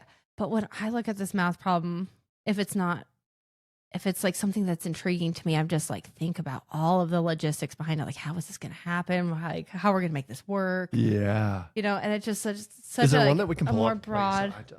How do you something? Let's see if she's pulling it up. Let's see if I have it she's still. Pulling it up on her. Let me just see if I have any old math things I used to do from NASA. Pull up my old Gmail. Oh gosh. Oh man. Okay, well, you pull that up. I'm going to blow my nose. I'll be right back. Oh, welcome back. Welcome back. That was a good break. Yeah. Okay, so we have a couple different things to hop into, but you were in the middle of pulling up a. Oh, gosh. All right, let's just circle back to that next. Are time, we maybe. circling? Okay, we'll circle back. Yeah, I'll be back here again. Oh, Definitely. for sure. Yeah. As long as you people like her. Of course. Of course. People love me. Can we circle back on one thing that you brought Yeah. up? And I just want to know how this whole thing plays out. Totally not serious at all. Alex Rodriguez. Yeah. What? Oh my gosh. You know what's so funny is like when I was younger, the dude I actually dropped out of school to like spend more time with, Mm-hmm. his parents were like huge like Yankees fans. And like I just all the time they were watching Yankees, right? And like all these people were like all about Derek Jeter, and I was just like, Alex Rodriguez is hot, you know? Yeah, well, yeah. So I'm fairly certain my sister-in-laws had like a thing for his ass, I think. Yeah. So Brenda, Carrie, correct me if I'm wrong. so I'm like half intoxicated, right? Like I'm not like wasted, but I'm like feeling confident as shit right now. And like I'm looking good. I have a cute dress on. Yeah. And but I'm with this dude, right? And my kids. Okay. Yep. So there's that. So I walk up, we're all getting gas. So we got towed in because that was a gas guzzler, the Donzi, which really was like, oh, I'm sure 35 feet of speed. right. It takes a little bit of gas. About $600 A trip. in a weekend. Damn. Right. So anyways, we're out of gas and we get towed in, and I see this really nice Standcraft there. And like, Standcraft does nice I know work. that's always money, right? But I didn't really take it into like a lot of consideration, but it was just white. Like the whole interior was white. It was beautiful. Yeah. It was stunning. And I see these dudes like, and they're all like buffer, and like this dude's smoking like huge Cuban cigars. And I was like, oh, these are somebody for sure. Right. You know? Yeah. Okay. I don't give a shit. I don't give a shit who you are. These people. I was like, oh, Yeah. I was just like, oh, I just want to take pictures on this boat. Yeah. That's all I wanted to do. Yeah. So I jump off. I'm like, hey, can I take some pictures on your boat? He's like, yeah, you can live on my boat if you want. Oh, He's like, Dang, that's a line. Well, actually, he went from "you can sleep on my boat if you'd like" Oh, to "I could live on this boat." I'm like, That was I just laughed off, Right. whatever. And first off, when I shook his hand, he was like, "Holy cow!" He's like, and then shook my hand again. oh, that's right. You were telling me that but part. I really didn't. Because you do have a good handshake. I do. Yeah, you I do. really get it. Yeah. You know, sales taught me that. Important in sales. Yeah, for sure. But I also didn't really. Again, I didn't know who it was, and I really didn't give a shit. I didn't care. Yeah. Even if I knew I who it care about was- your boat, not you, dude. Yeah, even if I knew who it was, like I was there with my boyfriend, like I wasn't really, which I'm not with, but anyways, so I got on and I was like trying to take pictures, and he's like, "Here, give me your phone, let me take some pictures for you." And we just ended up, so he took some pictures of me, and then my daughter came up and she's like, "Can I get on your boat?" So he held my adorable. daughter's hands, both of them, Yeah. Sky and Rebel, both. Yeah. Grabbed their hands, brought them on. He was like, "Rebel, what a really cool name!" And so It is a really cool name. I actually, talked to him for about 20 minutes. He was just a super cool dude. Yeah. And Yeah. you like didn't know it was I had him. no fucking, and the only reason I knew it was him is because I sent my boss a picture and she's like, "You are so dumb." That's Alex Rodriguez. Tori, oh man. Oh, Yeah. that's too funny. But it sounds like it was a good conversation. Yeah, he was just a super cool dude. Yeah. Super cool dude. Yeah. Yeah. I mean, I definitely nobody I would have ever thought. Like, he didn't have like any arrogance to him. Yeah. Well, and I think that's environment matters. Right. And the way that you approach people matters. Mhm. If you approach people as people, it's normal. I just cared about your boat, dude. Right, like that. There you go. But if I saw Alex Rodriguez, I'd probably fanboy a little bit, and Right. so all of a sudden I'm already right. It's no longer person to person. It's He had some this- sunglasses on though. yeah, You know, so, and that mystique and that all of it, and it would probably. I think anybody at that point would end up kind of having a god complex or there's just a different dynamic there where you approached him as a normal dude. You got a normal conversation because he's a normal dude. yeah, Yeah, super cool. that is really cool. I was just thinking, man, I should have just let that dude take me away. I should have been like, "Yep, let's Yep, go. I am Where do you living wanna on this go? boat. Let's I'm in." Just to know I did that. There's like a bucket list thing. You Yeah. know? Have you since seen him on the MLB station and all that stuff and gone, oh yeah. No. But Because Brittany does not watch. Do you watch anything? And I actually love this because I'm not a big I like watcher. football. You like football? Uh-huh. Yeah, I do mean, not this year, right? Because I'm a Niners fan, and my team's not doing well this year. So I'm like, ugh. When your team's not doing Can we well, end this podcast? I'm a Seahawks fan. We gotta go. We're wrapping up. My mom's a huge Hawks fan too, and we can watch games together. Yeah. I'm not saying like I'm excited to watch games with her because I can't be like, "Yeah, get up." I'm just like, Yeah, no, you gotta good do job. I'm like, "Wow, did you see what your team did?" Like, Yeah. hmm. Pete Carroll just went to the Raiders. Really? Yeah. No way! I can Yeah. watch him still chew his gum. Yes. Yes. Oh, the way that man can chew some gum. Man, those Raiders fans though. Those Raiders fans, though, You know, isn't it weird? I mean, like It was- Niners fans and Oakland fans, they were. I mean, now it's Las Vegas, but those were two different fan bases. what I've thought like years ago, I'm like, I just need to find like a dude that's like a Raiders fan because those Raiders fans are Well, just, they they're are- loyal. They They're are loyal. I'm Oh, like, it's the loyal. I'm like, yeah, they're the loyalty. They're Your team crazy. sucks. They're bad boys. They're all these things. Loyal. Yes, but they are loyal, and Yeah, they like through thick rep and that thin because shit they have proud. had. How can you have that All much pride? season, they are wearing in it, such a getting tattooed. shit team. Right. They have been so bad for so long, Right, and like then and they are they so tattoo proud themselves. of it. Yeah, the loyalty. Yeah, Man, I love Yeah. that for them. yeah. I love that. Yeah. I do love the fan base of them more than like the team. As much as I love, And they had Jimmy Garoppolo. I was like, Oh, Jimmy is dreamy. You're so hot. Why did you go there? Yeah, I'm excited because they have But a at least really he's good hot, and he tight had- end. Bowers. Oh. He was a rookie this year. Set the record for Good for him. rookie receiving yards. Yeah, I'm sure he's tall, dark, and handsome. I have no idea. I've not paid that much attention beyond his stats. But okay, where are we going? 49ers. Oh, I was going to say really quick. We're coming back to that.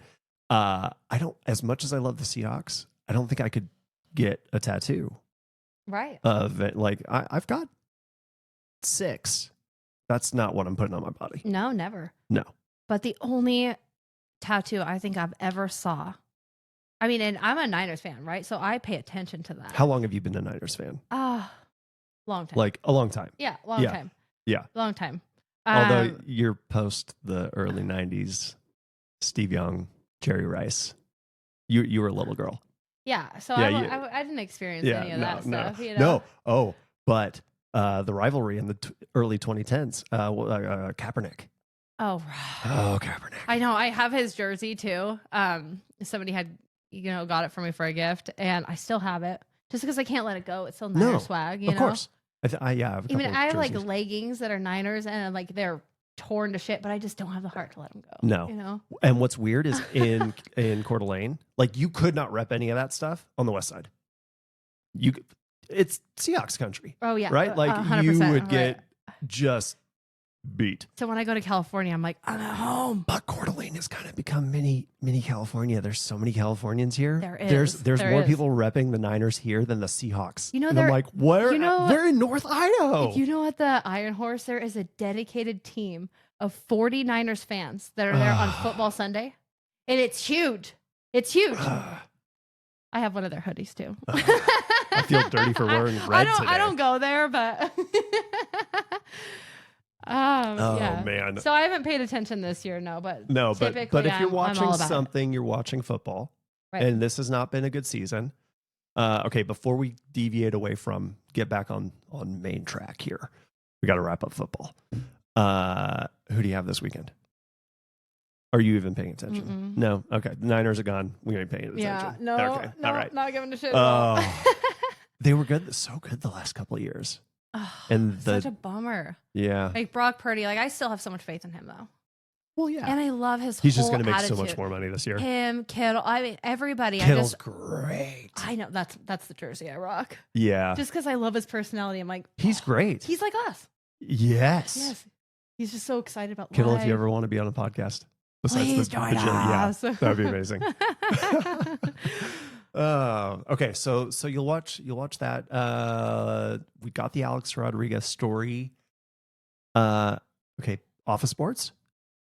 Anything else on sports? Anything else crazy there? Go Zags. That goes. Oh, you're a Zags fan. Well, yeah, of course you are. Do you know?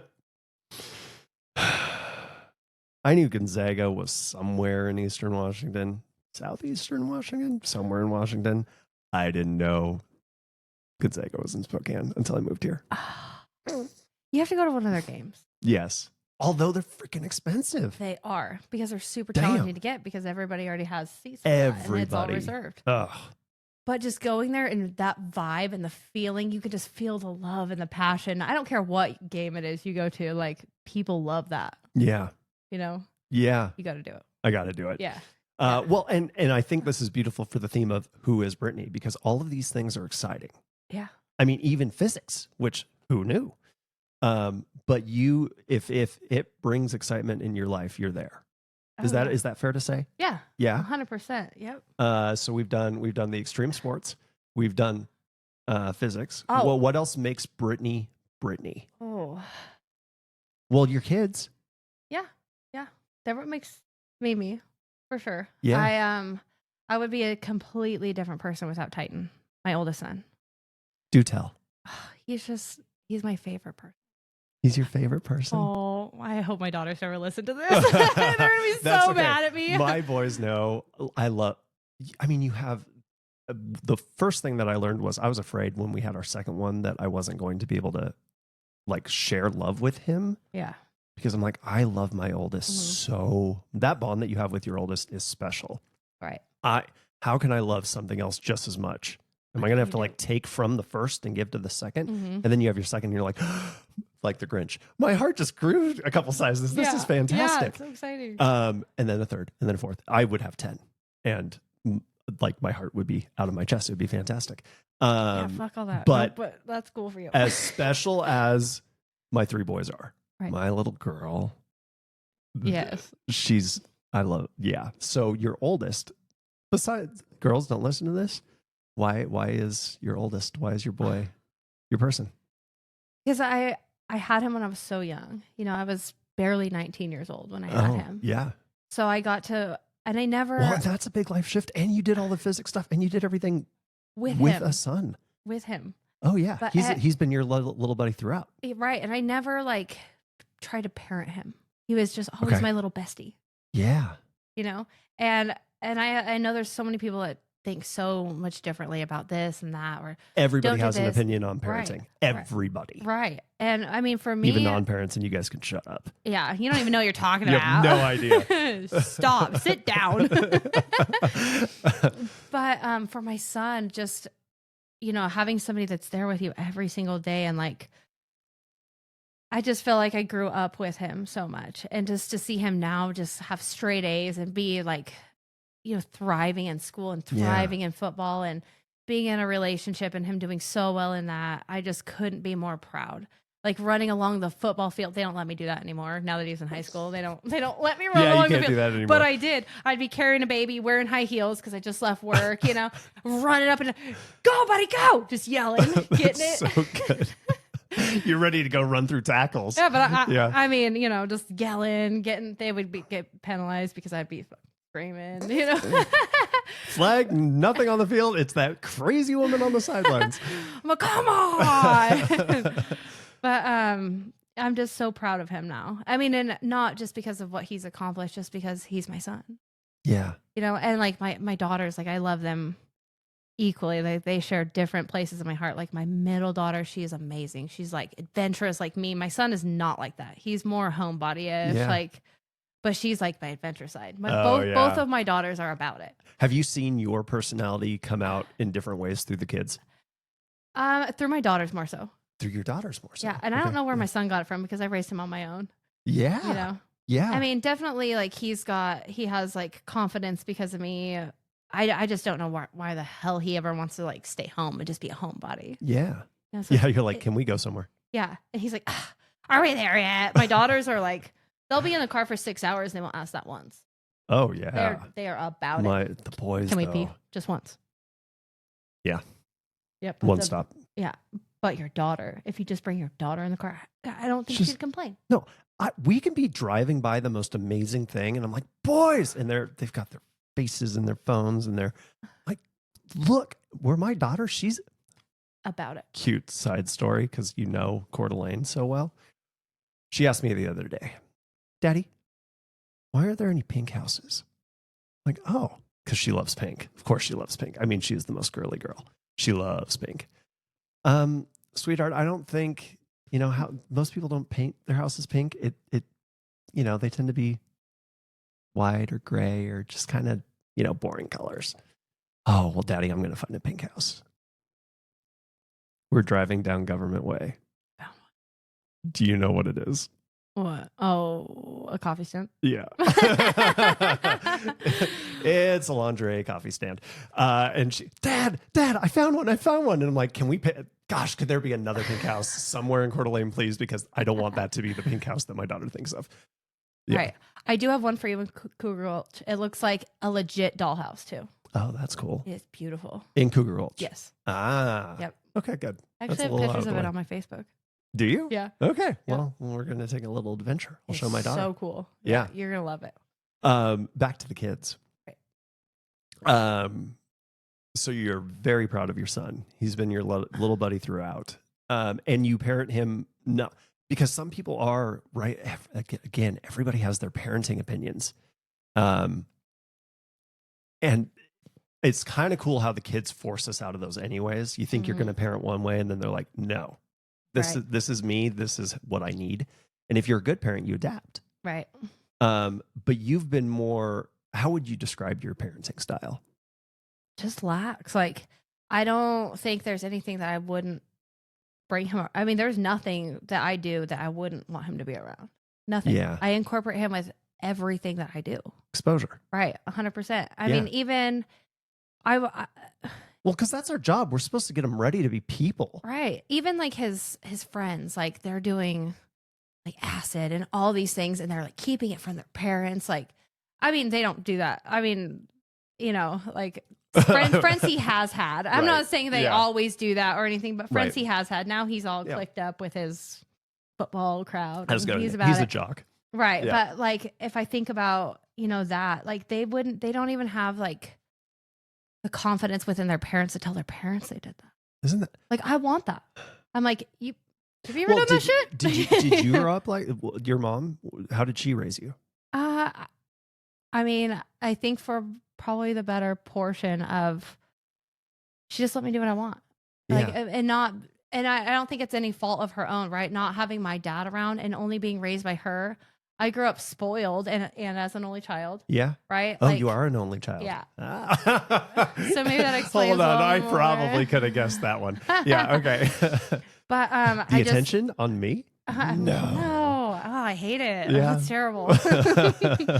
I do have two siblings, like half siblings, but I didn't become close to them until recently. Oh, okay.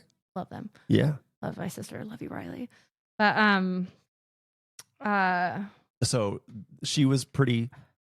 She just let me really do whatever I wanted to do. She just spoiled me in all the ways, and I think that's how she, felt like she had to be two parents in one. Yeah, and she had to make up for him not being there. Which is a hard job. Right, 100%. I mean, so I think I've learned a lot from her, like even bill paying, right? Like being an adult, like when I was 18. I didn't have to pay bills. I would just give my mom the money and she'd do it for me. So now I've figured out, I'm like, oh, okay. Like, so with your son, where are you at with, well, he doesn't have any bills. No, but I know that motherfucker's paying for him himself. Like, you're doing that. Yeah. Like, but you'll show him the way. 100%. Not do it for them. Right. I mean, even little things like. Does he do his laundry? Yeah. Yeah. Oh, yeah. Yeah. Yeah. I think me and my brothers, there was definitely a point where I took it upon myself. I'm like, I got to start doing this myself. But it was not my mom. Like, you are doing that. She did it for me a lot of the time. Thanks, Mom. Yeah. Yeah. No. But that's good because again, it's preparing them for being people. But my daughters don't do shit though. Let's just be fair. Yeah. But I mean, they'll learn that. They're still young. But yeah, no, I'm so proud of him just as a person. Yeah. So one of the things that my dad has always said is that I know I am a success if my kids are better than I am. Right. And not to put words in your mouth, but it kind of feels like, I mean, if you just want him to thrive. Oh, and he will. Yeah. Oh, and yeah. He will. Because he's confident. He's such a good looking kid. He is handsome. And I just know, like, he just wants to do real estate. Oh, he does. Yeah. Yeah. I was like, perfect. It is.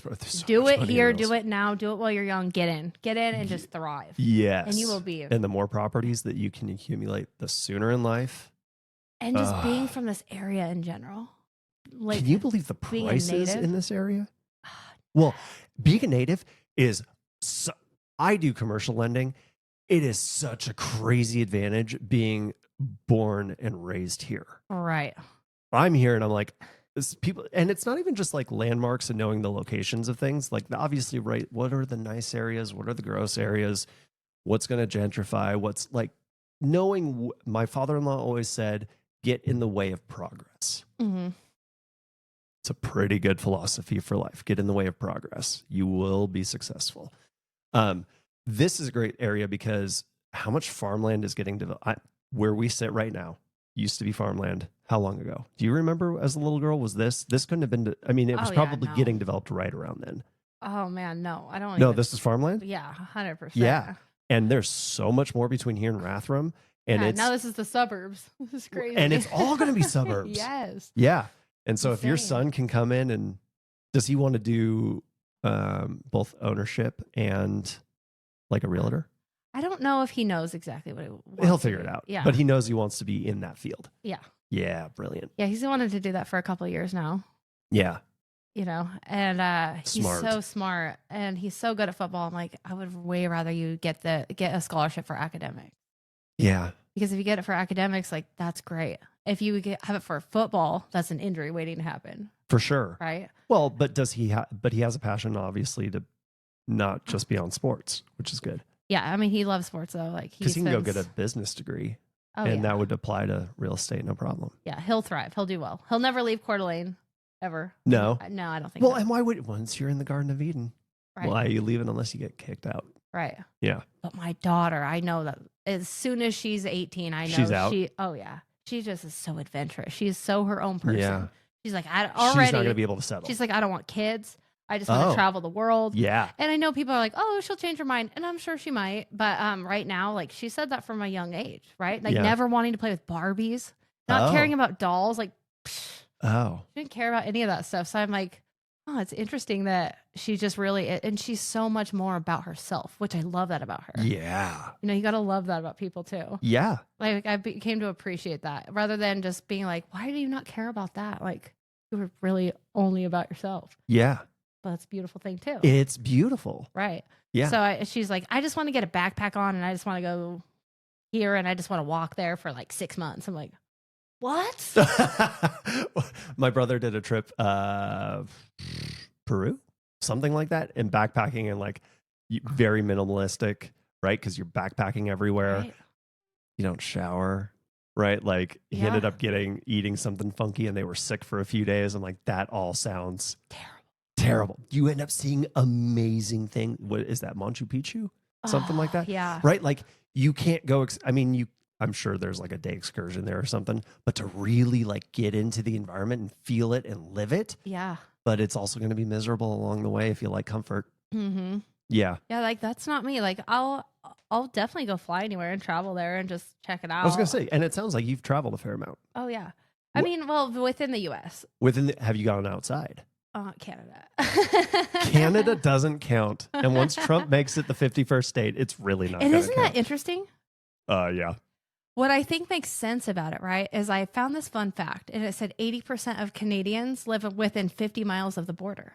Yes. So well, because the rest of it is Arctic no man's land. Right. So yeah, you're makes total sense. It totally makes sense. Yeah. Come on, Canada. Yeah. I actually just saw They just a don't like our Canadian healthcare. bill for the first time. Yeah. Like one of their currency. their money. It's Looney Tune money. What? It is so cool. I'm just like Yeah, trying to rip it. You can't rip it. You know, it's like plastic. It's colorful. Yeah. Do you remember like been in banking? So this is super nerdy. So oblige me for a minute. Oblige? Yeah, we're gonna use that word that way. Humor me. Our money used to be so boring, and then they started putting the big faces on the bills. And then they started changing the tones to them. So like the $100 bill has some blue to it. Right. Pretends Little orange. strips in it. Yeah. They're all like, what? But they were totally copying Canada. Canada was ahead of us on that game. Oh yeah, 100%. Yeah. I remember when they came out with those hundreds that had that like that really cool strip down them. Yeah. I would like cut out that strip. Oh, and I'd put it across the top of my nails. Oh yeah. You do always have really nice nails. Oh no, not right now. I just took them off, but they're taking a break. They're taking a break. Okay, and that's let's hear. Let's stay on kids. Yeah. We'll come. There's other things. And then your youngest. Rebel. Does she live up to her name? She does. But she's also like my heart. She's so kind and compassionate. I mean, I could be sad, right? And just like not let my other kids see it. Because sometimes you obviously don't want your kids to know that you're upset and you're doing the things. You can't be on all the time. Yeah. So, but that little girl will notice that. None of my other kids will. Yeah, they're oblivious. She will. Yeah, she will. She's like, what's wrong, mommy? Oh. She's the one that always just melt your heart. Melts my heart. Oh. She melts my heart. My she's soul. 3? Yeah. Did you have her here or when you were back east? Okay. Here. Because I think Rebel, right, in like the South is known for their rebellious spirit. Mm-hmm. How all 3 of your kids, how did you get their names? Titan, I came up with it on my own. Okay. 100%. And did you know? Oh, I knew. And everybody was like, no, I hate that name. I'm like, I don't give a shit. That's what I'm doing. What's his full name? Titan David. Titan David. Yeah. 2 strong names. That's really good. It was cool. Were you a fan of like the mythology, the Titans? That's where I had got it from because what I had read, it said it was larger than life. Titan was larger than life. Oh.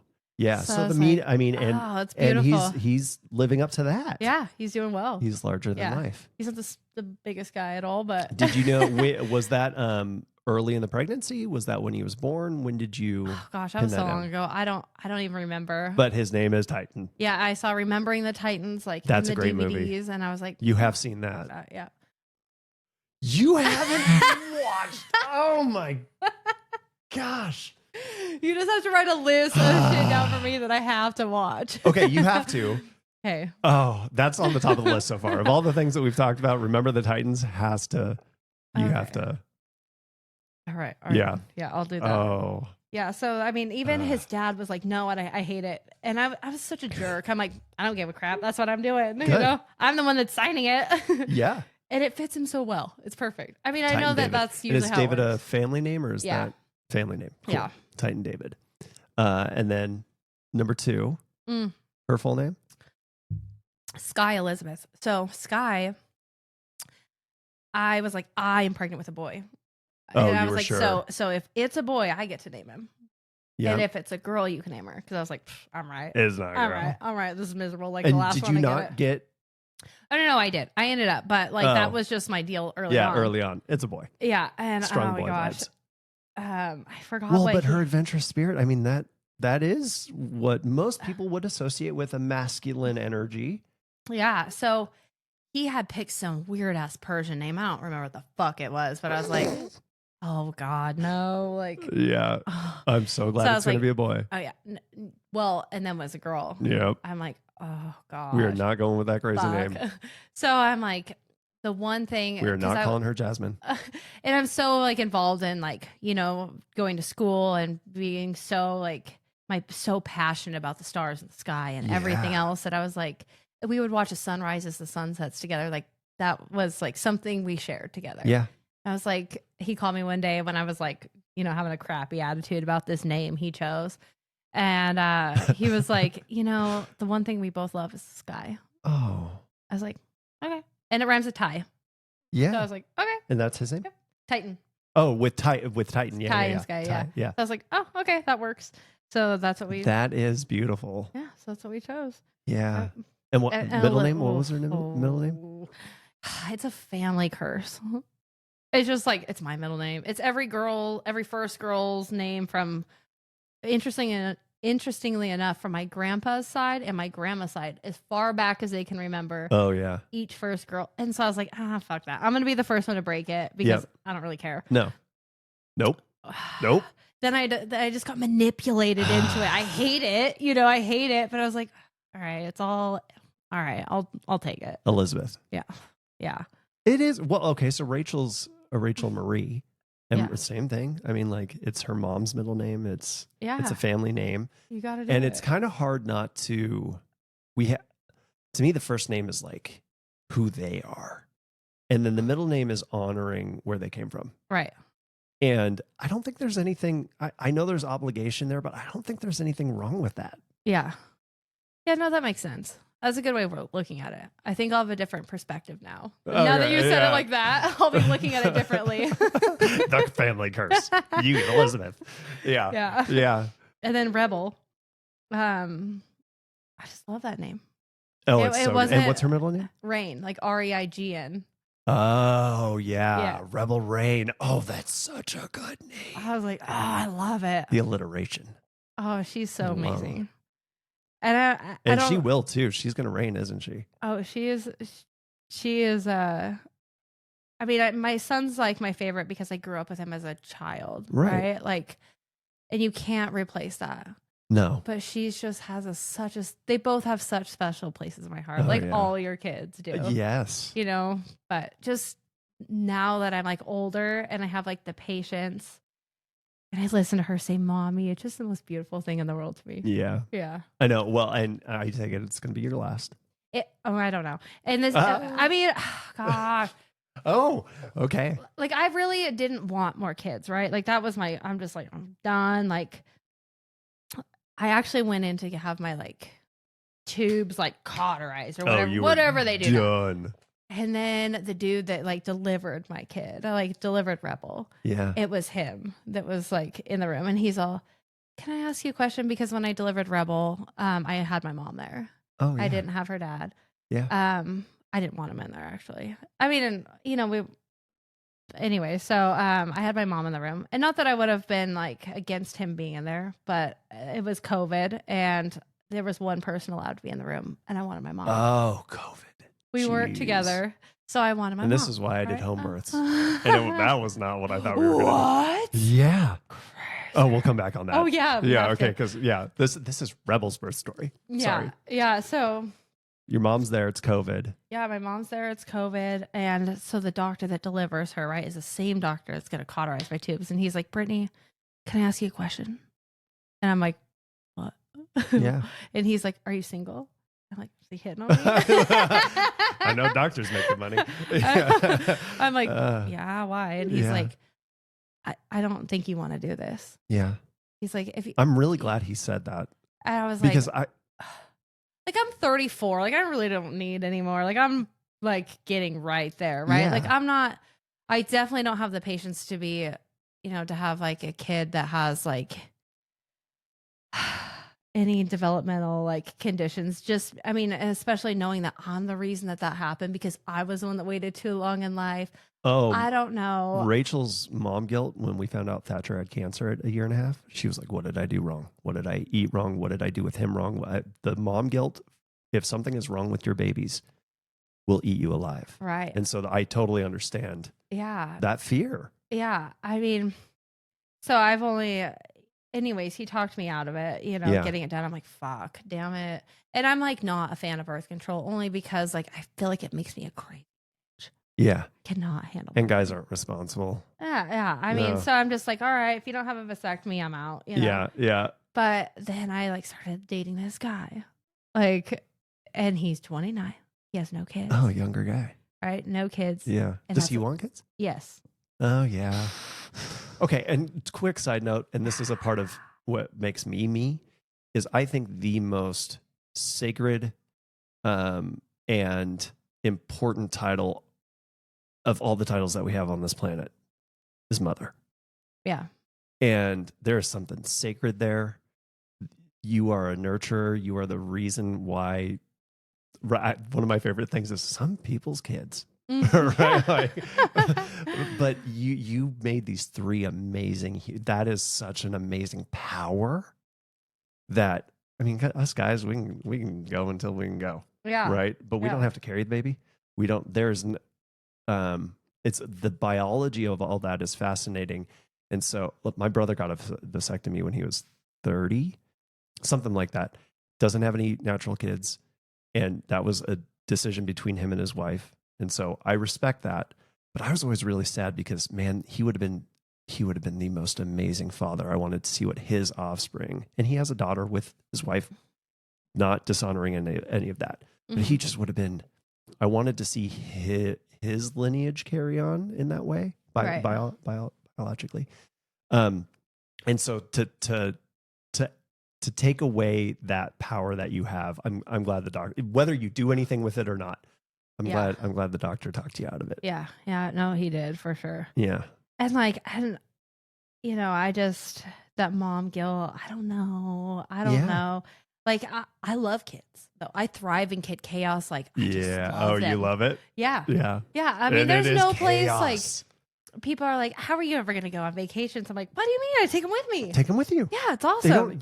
And again, because you're an experiential parent, so it's fun. Why wouldn't I take them with me? I know. And that's, I really don't know life without it. Yeah. Like even Vegas. Like I brought Rebel to Vegas when she was 2 months old. Vegas as a kid is great. Oh, I know. My kids always have fun. I've never been to Vegas as an adult, like by myself, I've only been with kids. Yeah. I couldn't imagine it any other way. Like the nightlife, like what? No. Like, experiencing that with my kids is like the best thing ever. Best. Yes. Yeah. So many fun things. And just to see their excitement. Of course, I've done my things. I went to like the Zach Bagans Haunted Museum.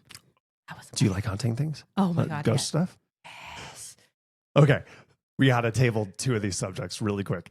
Because I wanted to ask you about aliens because of the sky stuff, right? Like, so you've got to have a thought there. And ghosts. So tell me about this trip. And I am so down on the ghost thing. Okay, let's go back to aliens real quick. Okay. Remind me about the ghosts. Oh, we're coming back to ghosts. I have ADHD really bad, or ADD. I got one of them. I don't know. Well, one of them too. Both at the same time. So the aliens, like, I think it's super crazy to me to think that anybody could think we're this little planet, right? We are nothing. We are nothing on the scale of everything. Fucking nothing. Like, even just studying what I've studied, right? And just seeing everything and just knowing the sizes of everything.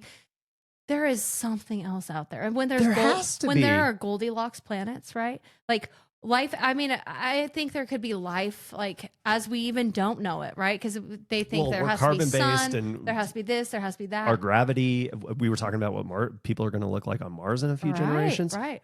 You got completely different conditions, even if it is a Goldilocks planet. Yeah, 100%. So, I mean, but there's so many planets out there, like that are Goldilocks planets. Yeah. There has to be something. There right? has to be. And that's freaking awesome. Yeah. I just hope in my lifetime that I see that. Yeah. I just want to see, I just want to know what they know. Like, I know we're really rabbit holing here, but I mean, there's been a lot of, now they've changed it to UAPs, right? They don't call them UFOs anymore.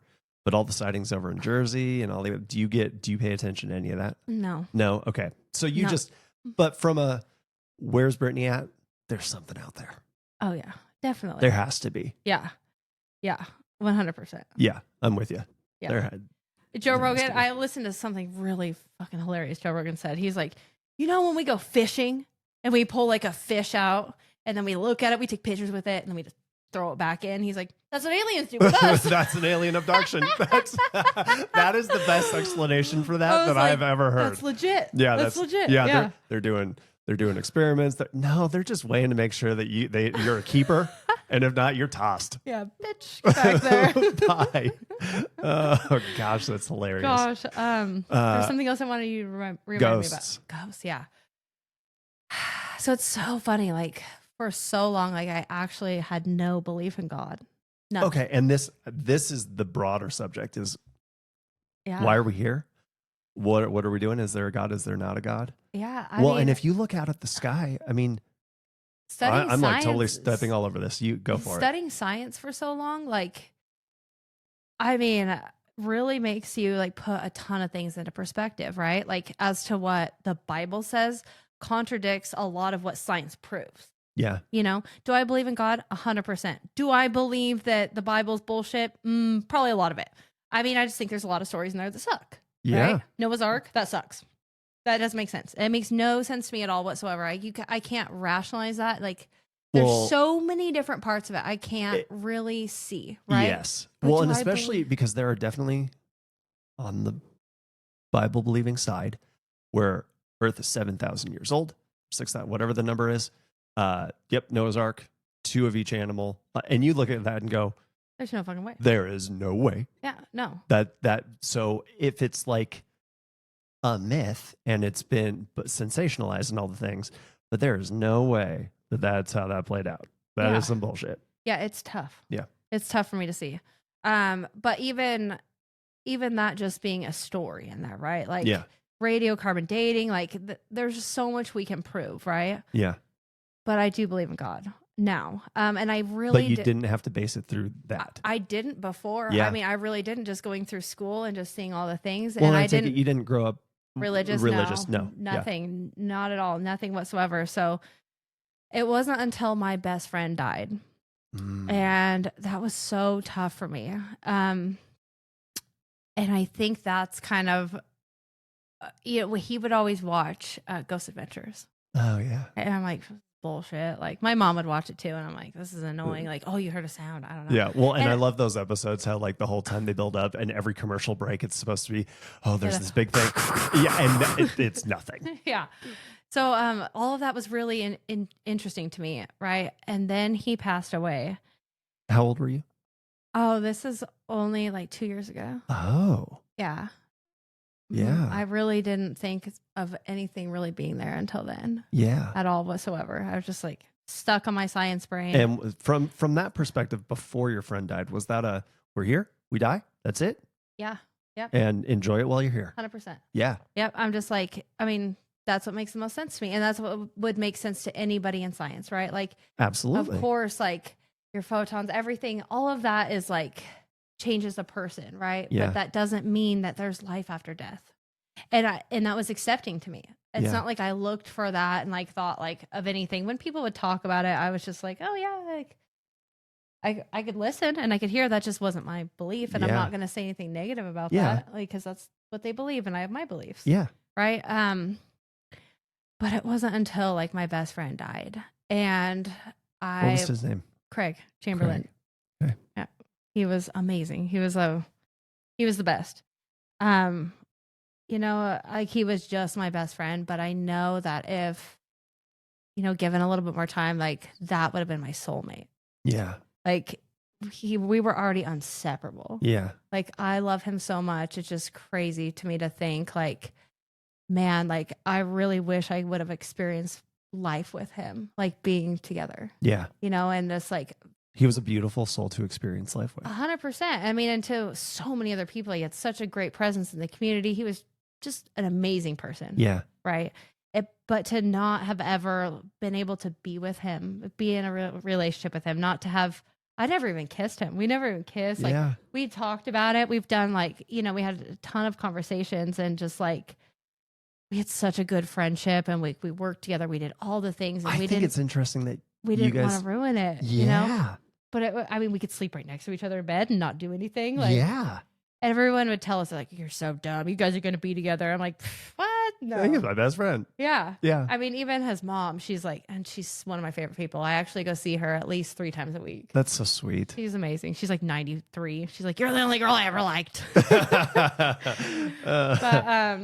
So, going through that experience, like I didn't even see it right then. Right. Like I couldn't even. Well, because you can't appreciate something until it's gone, which is really, that's not true, but there's a different weight when all you have is perspective. Right. Well, I mean, it really wasn't until all of his daughters, like, like my work gave me a ton of time off because we worked together and they knew how close we were. Yeah.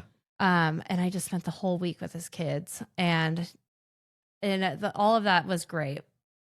They went and saw some lady and she's like a psychic medium lady.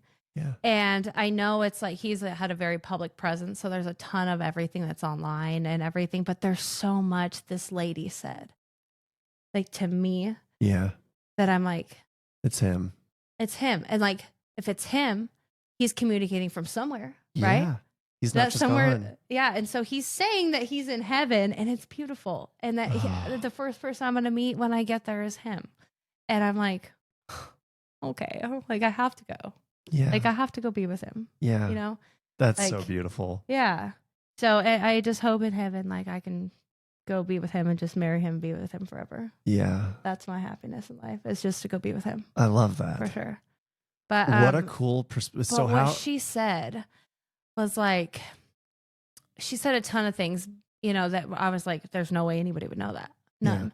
Yeah. I had like a jacket of his mom gave me like a Letterman's jacket of his in high school. And I went to his house and I just doused it in cologne. Oh yeah. And man, that olfactory, being able to smell the memories that triggers, I love that it works that way. Amazing, right? Yeah. So I would go into the closet and like every day and I would just smell it and I just hold it up to hold it so close and just smell it. And like, for a long time I'd just cry smelling it. But it got to a point where I was okay with it eventually, but until the smell wore off. But she said asked me, she's like, I keep seeing you like smelling something. What are you smelling? What the hell? Like, that is such a crazy specific question. Well, I know. And then like the one thing she said, right? She's like, she kept doing this. I'm like, what the fuck is she doing? What is she doing? And I'm like, this is some weird demonic shit. I don't even know what's happening. Right. Because she kept doing it. And she's like, I see a white feather falling in front of you. Like, it's not big, it's small. She's like, that's from him. You have to pick it up. And I'm like, she's like, I see you kicking it. Just pick it up. I'm like, she's like, it's going to happen soon. Oh. And I was like, weird, right? Yeah. So I'm like, 2 days later, literally, I walk outside. There's not anything in sight, not a bird, nothing. Nothing at all whatsoever. And this white feather comes down and I just bawl my eyes out, right? And I mean, and it's and I have like a whole bag of these white feathers. I mean, and there's only 4 of them. Yeah. But it's because they fell right in front of me with no birds around, with no explanation at all whatsoever. Oh, I'm getting tearied over. Things that like I was at the coast, California coast for my birthday. It was actually the first birthday I'd ever spent with my dad last year. Oh. And so I ended up leaving him because I have friends down in California, that I've moved down there throughout the years. Dad. Yeah, I got so friends I'm like, to go hang out with. Sweet, thanks. So I go see them, and then I just I ended up at some beachside bar, ripping the Niners, doing the thing, gross. feeling the vibe. And then I find these people and they sit with my like luggage. And I'm like, I just want to go down to the beach the last time. Right. And it's already on the beach, but I just want to put my toes in one last time and just take it all in. Yeah. So these people appreciate are like, the moment. Yeah. So these people are watching my stuff for me, and I'm just like run like a kid, just like laughing all by myself. Like people are probably like, "That's like a bitch." Crazy. I don't know. Yeah. So I get there and I'm just taking it all in, and I start running back, but something I just turned back around to just look at it one last time. I was like, "I love you, Craig," and there's a white feather from here that there's a bird. How? Nothing. So like those are the feathers I save in those beautiful moments that I know he's there with me. Right? Oh, that's so beautiful. So if you know like that's happening, how do you not believe in a God? Right. How do you not? Right. Like, and why is it that I don't know? So to me, I mean, my perspective, like having such a scientific background, I was gonna say that's a big paradigm shift. Huge. I mean, and I'm not saying like I think there's, it needs to be revamped a little, right? Some things, yes. Like, and I think like a very strict Christian would probably agree with me, or even a lot of Christians would, say whatever I thought was incorrect. But my take on it is the only take I'm thinking of, and what makes me sleep at night is like, I know there's a God now. I know he's real because he proves to me he's real. Yeah. Like, there's so many things now that I can like prove and like really like attribute directly to him, like being there. Yeah. So I think that's really cool. That is so cool. Yeah. I think I have 4 or 5 feathers in that bag. So that is beautiful. I know. Well, and so you're going to amazing. remember where you were and what the moments were each time you picked one of those up. Oh yeah. 100%. And it's just to amazing. know that your soul's partner is on the other side. He's right there. Yeah. He's with you. Mm-hmm. That's beautiful. Yeah. So I'm going to go shut the window because I'm freezing now. My question to you is going to be, how has that going from strictly science to there's a God, there's soul carries on, has that changed the way that you approach life? That's a good question. Do you want me to start talking about it? You can start. I was like, do you want to wait for you? I don't think it's really changed my thoughts or my perspectives at all. Like, I've really just, if you're a good person and you do good things, like, I think that's all really anybody should care about. Yeah. Just your time here right now. Like, it hasn't really shifted me a lot. Like, I find and this is so wild to me because this is so new to me.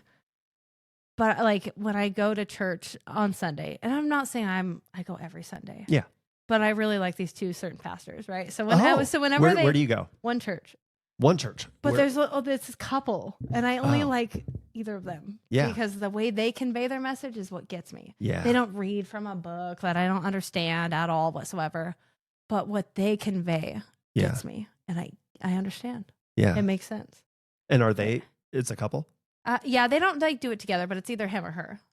Yeah. Yeah. So I love that. But I just love the feeling I get when I go there. Like, how can you explain that you can have goosebumps like on your neck, right? Like you can have them on your arms when you get cold. Right. Or like if something, I know that's like that can happen, but not to this degree. Yeah, you get just goosebumps. I just feel it, right? Yeah. I know that it's real and that it's there, and so that has been a shift for me. Just because I don't even know if that's something I would have even thought about, like accepting or taking in, like before. But opening up and like those feathers is really what solidified it for me. Yeah. I mean, I don't know. Like, I'm sure there's a ton of people that feel differently about that as well. Like, think of that as like a demonic thing or whatever. Like, But what a beautiful thing. What a beautiful thing. And how could anybody condemn that and call it bad in any way, shape, or form? That makes no sense to me. Yeah. So then would you consider yourself, because before it probably would have been atheist. Mm-hmm. Yeah. Spiritual? No? I don't really know. But like you would, there is no title. Yeah. There's just something. Yeah. I love that. I just know there's a God and I know I'm going to heaven and that's all I care about. Yeah. You know? Yeah. I know that I love that. I'm not saying I pray every single day because it's still super new to me because that's like, you know, something that people pray, right? When they're like in a time of need. Yes. Or they pray like, you know, in a time of like, oh God, please help me. Like, and all of those things. Am I strict? Like, do I say like, oh God, do I do all the things I shouldn't do? Absolutely. But I know what brings me peace in my mind and my soul. Yeah. And I know that I try to be thankful for those things and just even pray like naturally now. Like it just is something that I think about saying. Yeah. Well, I think that's so much. I hope you have a good day. You know, I don't even know how to pray, but I try. But I don't know if there's a right way or a wrong way, but I try. But to its core, you're connecting with God, right? Creator. Yeah. That's so beautiful. Well, and one of my previous guests, he was a strict Catholic, coming up strict Catholic, and right then you're saying rote prayers, repeating the same things, and I'm like, there's no. I understand, right? Everybody has their belief systems, and that does connect them to God. But to me, it feels like if you are just pouring out your thoughts, your feelings, the way that you want to connect, that is the most pure prayer, regardless of did you say it this way? Did you end it this way? Did you do it in this format? Like, no, I'm connecting. That's prayer. Yeah. Yeah. Yeah. I mean, if it feels good, if you get goosebumps, like, I mean, you can feel it. But that's also not something I'd ever felt before. Yeah. You know, like totally something I've never felt before. Yeah. You know, I used to like, and like, it's not like I had never been to church. I had, but like when all the singing, I'm like, oh gosh. You were going to some boring stuff. Well, I mean, at the beginning, like that's just how it is at the beginning of like really all of them. Yeah. But now I go there, I'm like, not that I'm a part of it, right? I still stand there, you know, and I don't sing out, do anything. But it's just a different feeling. Like I can feel it, and it feels good. You know? It feels good. Yeah, I like that. I'm like, oh, okay, these are my people. Yeah. You know, and then I go have drinks with them. I go have mimosas right after. It's good. It's perfect. That sounds like a perfect Sunday morning. Yeah, I know. Yeah. Yeah, it's great. That's so funny. Yeah, totally not something I ever thought.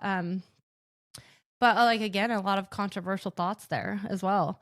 You know, I don't want to like dive into the Bible because I feel like if I started really listening to it, I like reading it, I would really try to pick it apart. Yeah. Oh yeah. You know? Yeah. There's a ton of things that I really don't think are right, or I 100% disagree with, or I don't understand with any logic or reason. Like, you know, the age of people in that time.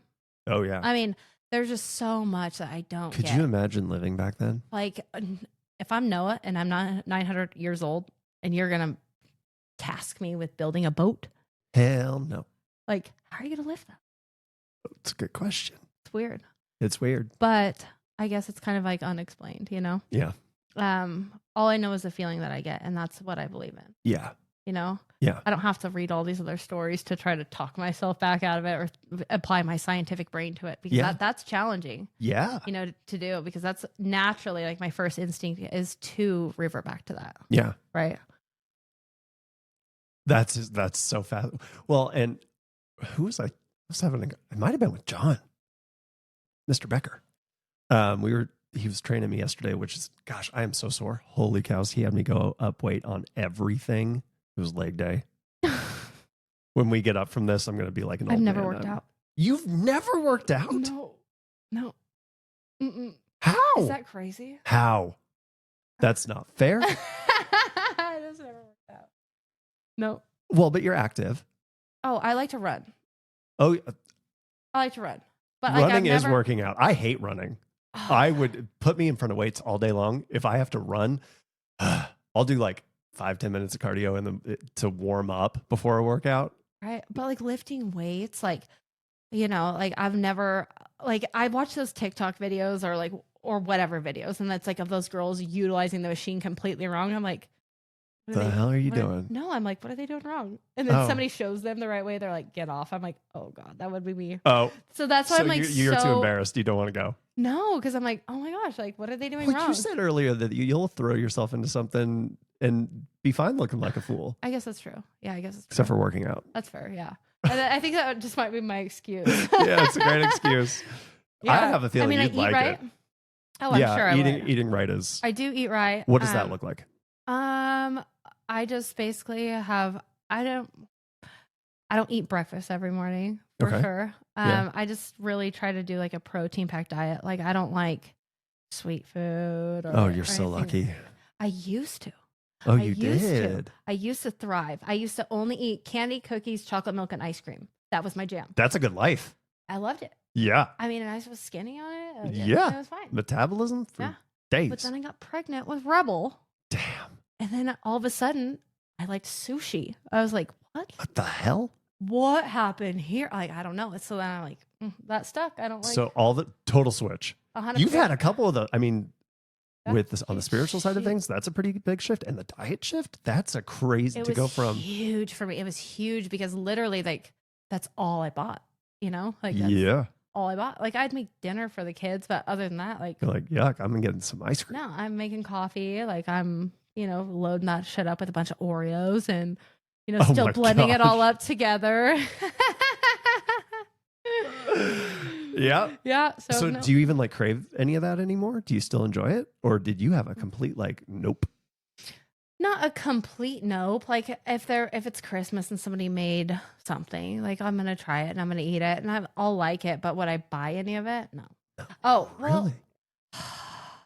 I do love gelato. Oh.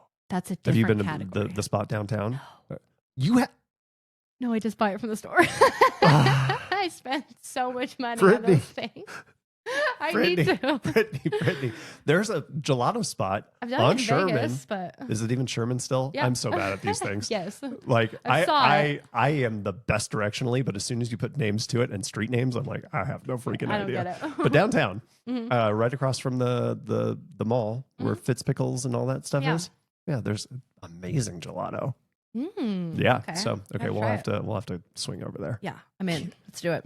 The gelato. That's your I do. specific flavor profile? I like the coconut, the Caribbean coconut, or the mango. Oh, the mango's great. Mango. How have you not traveled? Have you been to Hawaii? Yeah. Okay, so you've been tropical. You've been I've- I have a no. Hawaii is not tropical. It is paradisical. It is not tropical. Okay, well, that's the most tropical paradisial place I've been. Yeah. I get okay, never mind. I'm gonna retract what I just said. It is tropical. But when I think tropical, I think Costa Rica. Oh. What Never shocked been me from a biology standpoint, Hawaii doesn't have like any life on it. They've got some, but like Not they native. got chickens on Kauai, Yeah. right? But you go to Costa Rica and you've got Birds and parrots and monkeys and alligators, crocodiles. I'm so bad at the two. One of those two, something that's in the river that's going to eat me. Jaguars and panthers and like they've got sloths and spiders for days. We were talking about spiders earlier. Yeah, you wouldn't dig it. Cicadas and like they have every single that is tropical. Hawaii doesn't have any of that stuff. Yeah. No, they don't. No, they have the weather and they have the beautiful tropical forests and all that stuff. But yeah, Yeah. Actually, I was just in Hawaii in May for the first time. for the first time, Yep. I went for the first time in July. Oh, really? Yeah, where'd you go?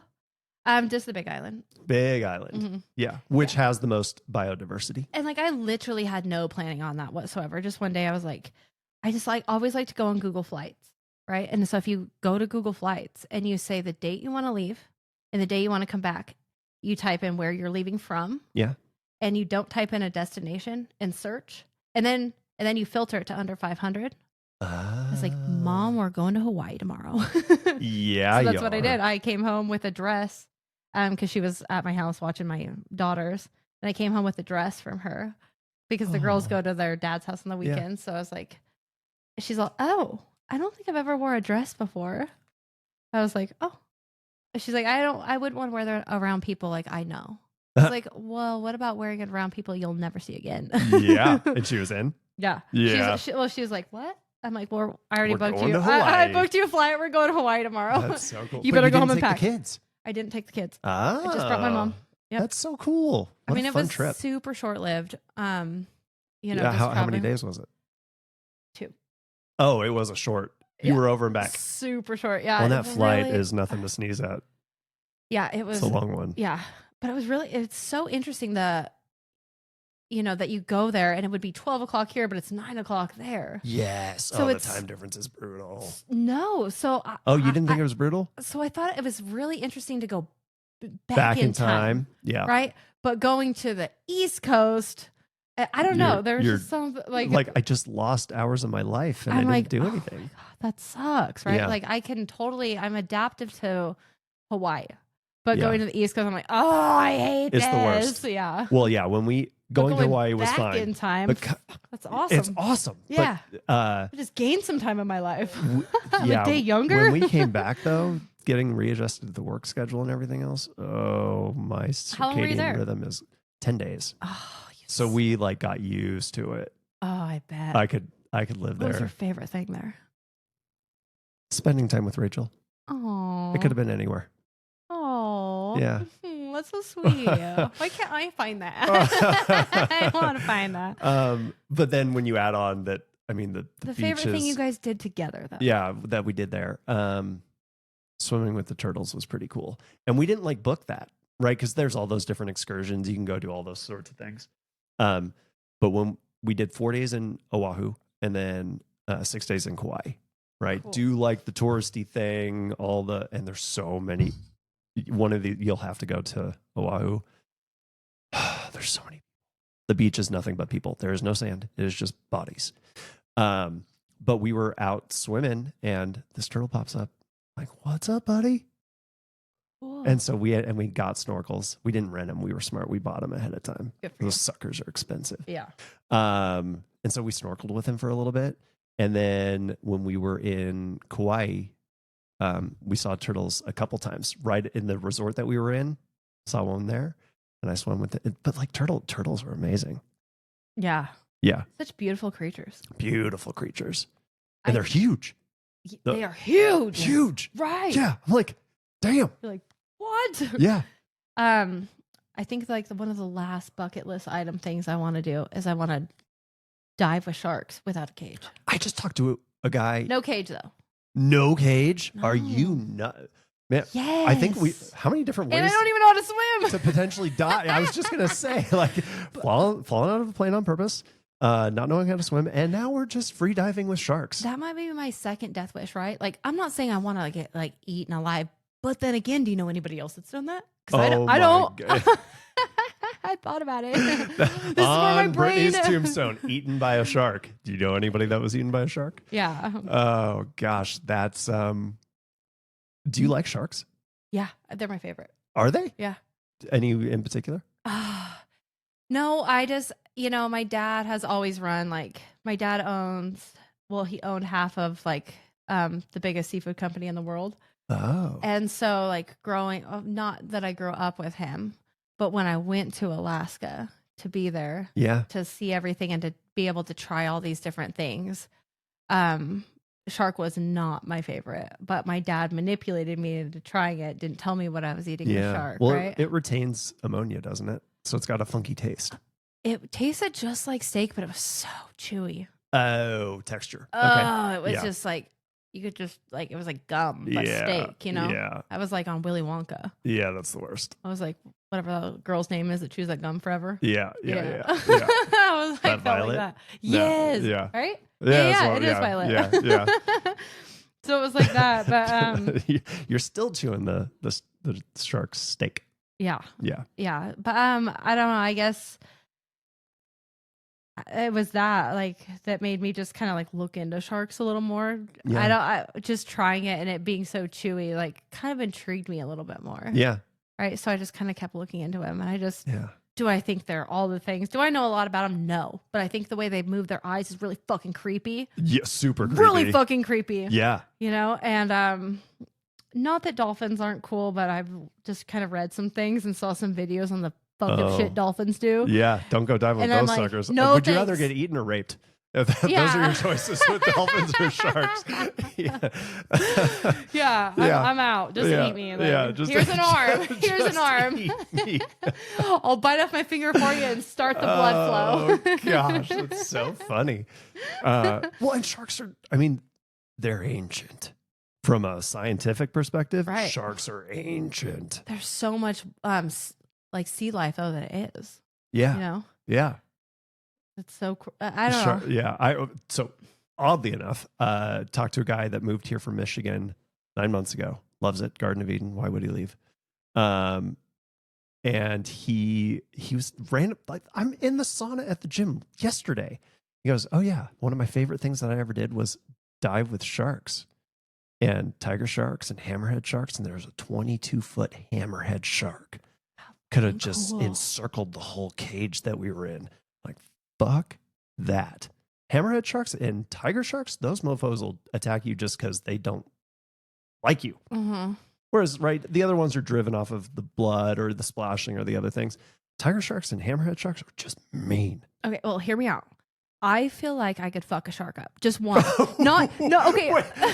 Okay, that's a great question. One. What is the most absurd belief that you have, Brittany? I don't think it's... okay, if you keep listening, it's going to sound like I've lost my mind. But I've watched a bunch of YouTube videos. Oh, my gosh. And the way they do it, though, is flawless, right? Like, do I think I could take on a group of them? No. Even more than one? Not a chance. Nope. But could I push one of those things like on the nose in between my legs and just, I could do that time and time again. There's because their peripheral vision once you aren't the victim and you are engaging, it changes. Right. Unless they're already bloodthirsty and then you're just fucked. Well, I mean, I'm willing to take that risk. Jeez. Like, I think it'd be fun. You want to free dive with a shark? A lot of people do it. There's a thing. Are you going to save that until later in life or you get that opportunity tomorrow? First, you got to learn how to swim. But do you? Jesus. But do you? Because isn't like that the point that you're not swimming really? Like scuba diving? Yeah, you're like you do not need to know because I know how to swim, but I mean you've got the tank and you've got all the things and your buoyancy is controlled and you're breathing underwater. Even like I'm you got to know how to navigate with water. Like I'm fearless with water. Like I can be on the back of a boat, be like. Well, and you got a life jacket on. Right. With all those things. I mean, even they have these things, right? That's like this thing. It's probably like this wide and you just hold on to it and it just propels you down. Yeah. And you can't obviously have a life jacket on for that. No. So no fucks given. I'm in. Jeez. Yeah. No, I'll just go down and you have to hold your breath. So that's like the challenging part, right? Yeah. But, so you can just go even on,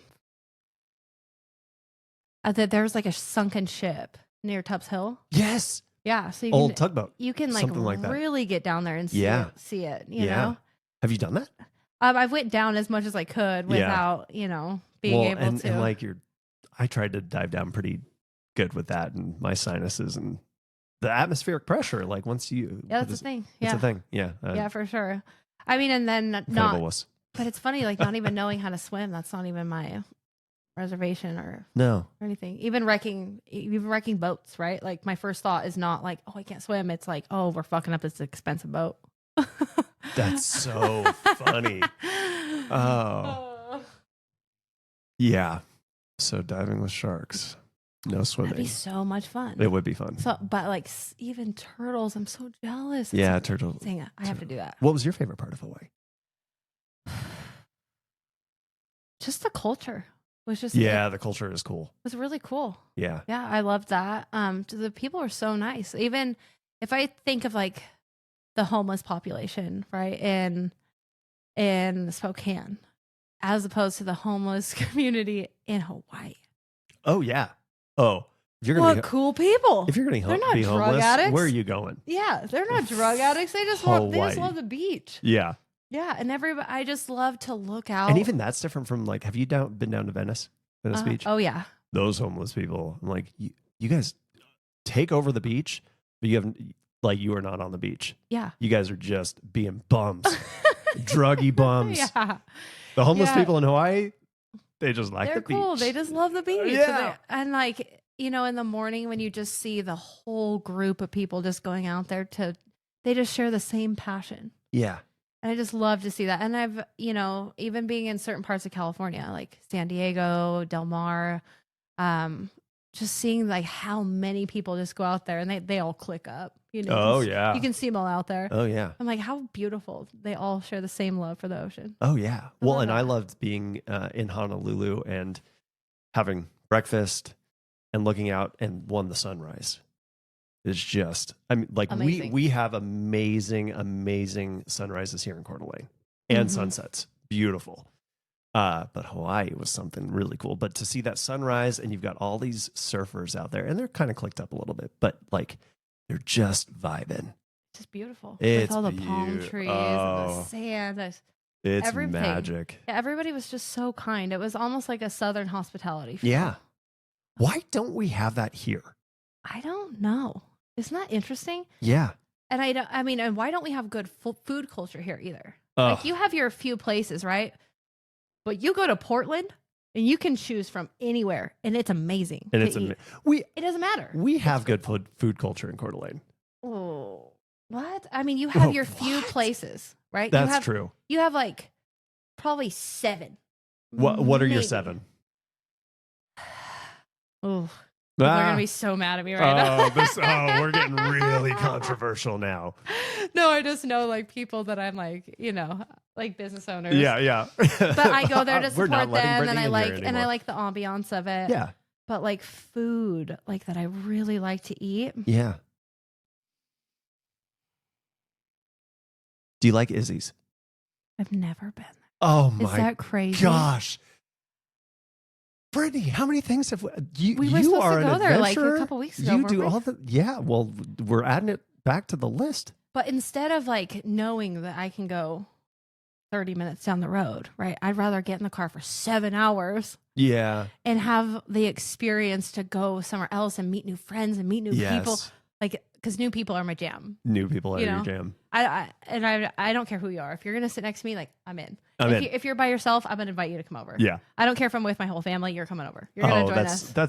That is such a special thing to share with the world. Oh well, I mean, everybody has like I've learned something from really everybody that I've met. Yeah. No matter what that is, even like a homeless person, right? And not that I've had experience talking to a ton of them, right? But it's humbled me. Yeah. Right. So I just feel like there's something that, I mean, even when I was just in California last time, right? I got on a plane and this guy I sat next to, I wasn't with like the people I was traveling with, but they were very close to me. Yeah. Right. And I met this guy and he was so cool. He's so amazing. Now I do Taco Tuesdays with him. Oh, fantastic. Yeah, yes. so I know. We go to Taco Tuesday and I'm like, dang, Brittany knows everybody.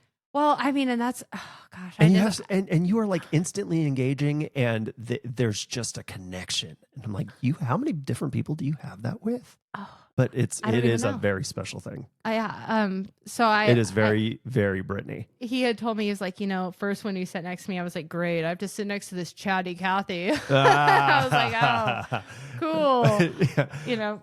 And now he loves you. Yep. And he's not there all the time just because he's going through health things. But my point is just that, I really like to engage everybody. But because everybody's got something that they can, something interesting. Circling back to food, though. Oh, yeah, circling back to food. Yeah, you said 7 spots. So if I had Nadine's for a Mexican food restaurant, that's it. Like for Mexican food in this area, Nadine's crushes it. I think I've been to Nadine. Where is it? In Rostrum. Oh, Nadine's is great. I was thinking Coeur d'Alene. I'm like, where the? Yeah, no. But Nadine's is good. I do have one better place than them. They're not here though. They're in Portland. Oh. But they are worth the drive to have it. What's that in Portland? Oh, it's Mexican for Sunflower Kitchen, whatever that is. Oh. But is it like downtown? Where's it at? It's Portland. Yeah, I think it's in the general vicinity. But it's so amazing. Actually, one of my corporate clients, that's where I met him for the first time. Oh. Yeah, so then I kept going back there. Yeah. I'm like, oh, well, I'm just a fan of the beach, right? Like I have no problem leaving at 2 a.m, driving down there, spending the day, leaving at 7:00 at night, drinking a bunch of Red Bull and driving back the same day. Oh, good night. Yeah, I know, but I like that shit. Oh. Oh, but I'll do that by myself. Uh, You know, I'll do that you're crazy. But I like that whole experience of being by myself too. Yes. Right? It's empowering to me. It is. Yeah. And that something makes sense. I never even thought that I would like, but I just get sucked into being somewhere for a while and like hang out with people and meet with friends. And then all of a sudden I'm with their friends and I'm with the locals. And, and then now I've like, I know. And to experience what everybody's doing in life, and you have to go to different areas because people are different. Yeah. I mean, my goal is to like go places and build like relationships with people so well where if I wanted to go there, I know I wouldn't have to pay for a hotel room. That's my mother-in-law. I got it. My mother-in-law has friends like everywhere. She's going to Hawaii. Then she's going back down to California. Then she's going over. Then she's in North Carolina. Then she's over here. I'm like, do you know people everywhere? Yeah. And she gets to stay with them or hotel, whatever it is. Yeah. They hook her up. I'm like, damn, that is the way to live life. It is. Yeah, no, 100%. I would never go to any part of Southern California and be like, what hotel room am I going to stay in? No. Ever. No. Ever. I went down there, to see my dad and what I ended up leaving there. But when I did that, it was like a 20-minute Uber from somebody else that I know. That's so funny. Yeah. That's a good way of doing. That is a good policy to have. Good outlook and strategy. So then what parts of the country haven't you been to that you want to be to? Want to visit? That's a better way to say that. Be to. Man, I don't really know if there's anywhere I'm dying to see in the U.S. Okay. Like New York would be cool just because. You haven't done New York? No. Yeah, neither have I. Yeah. I've done New Jersey, and it it's just the seems armpit really of America. expensive for like I don't know how. 8 billion people in New York City. But I like that. Oh, yeah. But that's like screams Brittany. I was going to say, you would, if we plop Brittany down in New York City, watch out. New York City has never seen anything like you. I'd be thriving real quick. Yeah, you would. Yeah.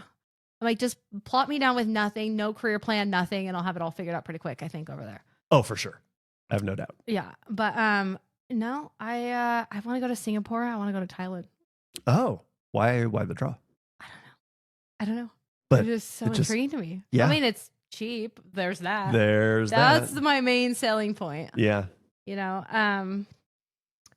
I mean, I've never been to Mexico. I've like skydived over Mexico. You've never been to Mexico? Well, yeah, the San Diego. I mean, over both countries. I mean, to be fair, like I never traveled anywhere as a kid, right? Yeah. We didn't have the money to do that.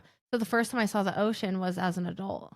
And really? And it's because I pay for it, Oh. So I think that's what I've like really implemented in my kids is like, go see the world, go take the chances, go do those things just because I didn't have that. Yeah. I mean, I bring my mom to go do all the things just because I'm like, well, you didn't see it. Like you got to. Let's bring her along. You didn't bring me. I'm going to bring you. Yeah, that's right. Yeah. It's been great. But even Vegas, like, gosh, a couple of years ago, my mom was like, I'm so unplanned. I'm like such an unplanned adventure. It's crazy. I'm like, I want to go here. I want to go there. Like I will have 5, 6, 7 different destinations I want to go to. I don't know if I'm going to travel east, west, north, south. I don't even know. I don't care. I know I'm going to go somewhere in the morning. Yeah. Whatever that looks like. I don't pack like a bunch of shit like other people. I just want to get it done. Yeah. Right. I'm like, oh, we'll stop at a store. Yeah. Like it's fine. Yeah. Like, oh, my mom's like, you need sunscreen. You need this. I'm like, you forgot this. You forgot this. Nope. I'm good. So I told her, I'm like, oh, we're going to go to, let's go to ocean shores like Washington or like seaside, whatever. Yeah. And she's like, okay, cool. So she like gets all ready, packs a fucking cooler. She goes to the store, gets the cooler, all the things. And then like, I just get, you just want to hop in the car with some Red Bulls and go. Well, I look at the weather, right? And it's like freezing. Oh, like, that's not enjoyable on the coast. No. I'm not fucking with that. No. So I'm like, oh my gosh, what are we going to do? So I look and I'm like, oh, well, I'm just going to buy everybody tickets to Vegas tomorrow. So it's exactly what I did. I bought my mom and my kids and I tickets to Vegas, and my mom's like, we have to go to Vegas. I'm like, I already bought your ticket. So I'm like, in my you're head, gonna complain, you can stay. In my head, I'm like hurt because I spent all this money, right? You're taking her on a trip. Right. And to be fair, my mom's job is to watch my kids. She has no retirement plan. Yeah. She has nothing. Like literally her source of income comes from me. Yeah. So I'm paying for everything. Yeah. Right. Yeah. So I'm bringing her knowing I'm bringing her and all my little broke best friends, all my kids, you know. That is the best description of a child ever. So I bring them all. I'm the next, you know, and literally she has probably 13 hours to pack. So then she had bought all this food, so she's got a shitty attitude. I'm like, just put it in the fridge, you'll be fine. It'll be fine. But now she's like, I love Vegas. When can we go back? Yeah, I know. I'm like, oh, okay. I did all the little tours because I had been there before. Like I took my son there, just him and I. I like to do like plan things with just one kid. Yeah. You know, yeah. Well, it's special for them. Special. The experience changes based on the kid. Right. Yeah. Do you do that? Not just with trips, but like, will you go out with just Titan? Yeah. Like take him to dinner. I do. Yeah. Yeah. Or go out on triple play or whatever it is with the kid. Yeah. And it's not, you don't have to take all the kids. You take one. Yeah. I do like to do that. I do that with Rebel too. A lot. I like to take her out to lunch a lot. Yeah. That's always like a good experience for me. Yeah. But when she's out with the other kids, she's terrible. Why? I don't know what it is. It's so interesting to me. Like, what do you mean terrible? Oh, she'll just be trying to eat the fucking crayons and color on the menus, not the paper. And she'll just be trying to take the salt shaker and dump it upside down and spill the water over. Like, you know, just she's terrible. But her if it's name just is her Rebel. and but if it's just her and I, yeah, it's a different ballgame. Oh. She'll just sit there and talk to me and like, she communicates super well. Like being her age, like just barely 3 years old, she's a great communicator. So we just sit there and have a conversation. Yeah. She's not trying to, you know, stab me with a knife, and she's not. But if you add Sky in the picture, she is that kid. I don't know what it is, but oh gosh, those dynamics always crack me up because it does change. It does. Like where we cannot have this specific combination because one of you goes crazy. We're gonna keep it this way. Yeah, that's what it feels like with 4. I love when my bookends are together. Do you think 4 is easier than 3? It's different. Did 2 of them do they click up? Yeah, the middle 2. Yeah. And the oldest, right? Because then you think of it as like almost subsets of there's 3 boys and they're all grouped together and it was just 3 of them for a while. Right. And then you add the girl to the mix and it changes things. But the 2 boys, the youngest boys, the middle boys are tight. They drive their oldest brother crazy. But then when you get Gabe with his sister, and there's 10 years between them, they are like the little buddies. They just vibe. That's cool. It is. Yeah. And he loves her and she loves him. But it is, our 3-year-old communicates really well too. I'm like, what, the wisdom that comes out of these little, and the way that you can articulate it, you're 3. Yeah. Yeah. Amazing. It's amazing. I love taking her on coffee dates. Yeah. Yeah. That's great. I actually just did that on Wednesday. I took my Rebel to where we do our networking group. To Life, yeah. Yeah. It was great. That's awesome. Yeah. That's so good. Let's get back to the locations. I know you're probably trying to not piss off some people, but you said Nadine's. I love Nadine's. It just, there's nowhere I could go and be like, oh, I'm going to have this all amazing. I could have drinks, appetizers, and food all together and it be absolutely perfect. Yeah, that doesn't exist here, does it? No, it doesn't. No. So if I want to go have a martini, I know where I'm going to go have a martini. Yes. At. You know, like I know I'm going to go to Twigs. Yes. Like 100%. Yep. If I want to have like the best steak. Yeah, where are you going for steak? Hell's Kitchen. I haven't been to Hell's Kitchen. You're missing out. Where? In Vegas. Oh, that's cheating. That's cheating. That's the best steak, though. Because I've had some really good steaks because on the West Side, so my complaint with the West Side is everything is a chain restaurant. It's like, God. And then you have to like hunt and peck and go 45 minutes, at least 45 minutes to get to anything good. I can get to a fantastic steakhouse. I can get to a great sushi place. I can get to a whatever this, but it's so freaking, if you're in Puyallup, you got to go up to Seattle and you got to go to that specific area of Seattle. If you're going, it's a pain in the ass. Right. Everything else is a chain restaurant. So if you want to stay within like driving to local 10, 15 minutes, everything's a chain restaurant. Here, you can get mom and pop of anything. All day. And they're good at that thing. Right. But if you want the width and breadth, like you just said, it's not at that one location. You have to go to the other person that specializes in that thing. Yeah. 100%. So what's your not Vegas steakhouse? What's your 10, 15 minute drive? Maybe 30 if you're I going do to like Spokane. Beverly's. Oh, yeah. They come out like, and it's the whole vibe of it, right? They're catching your steak on fire right in front of you. Like, yeah. that's all really That is a cool. vibe. And that is amazing. Wolf Lodge, when it was a thing, was Yeah, all right. burned Like, down. I didn't feel like it was amazing. Like, I feel like I could make A better steak at home. Yeah. Yeah, 100%. Yeah.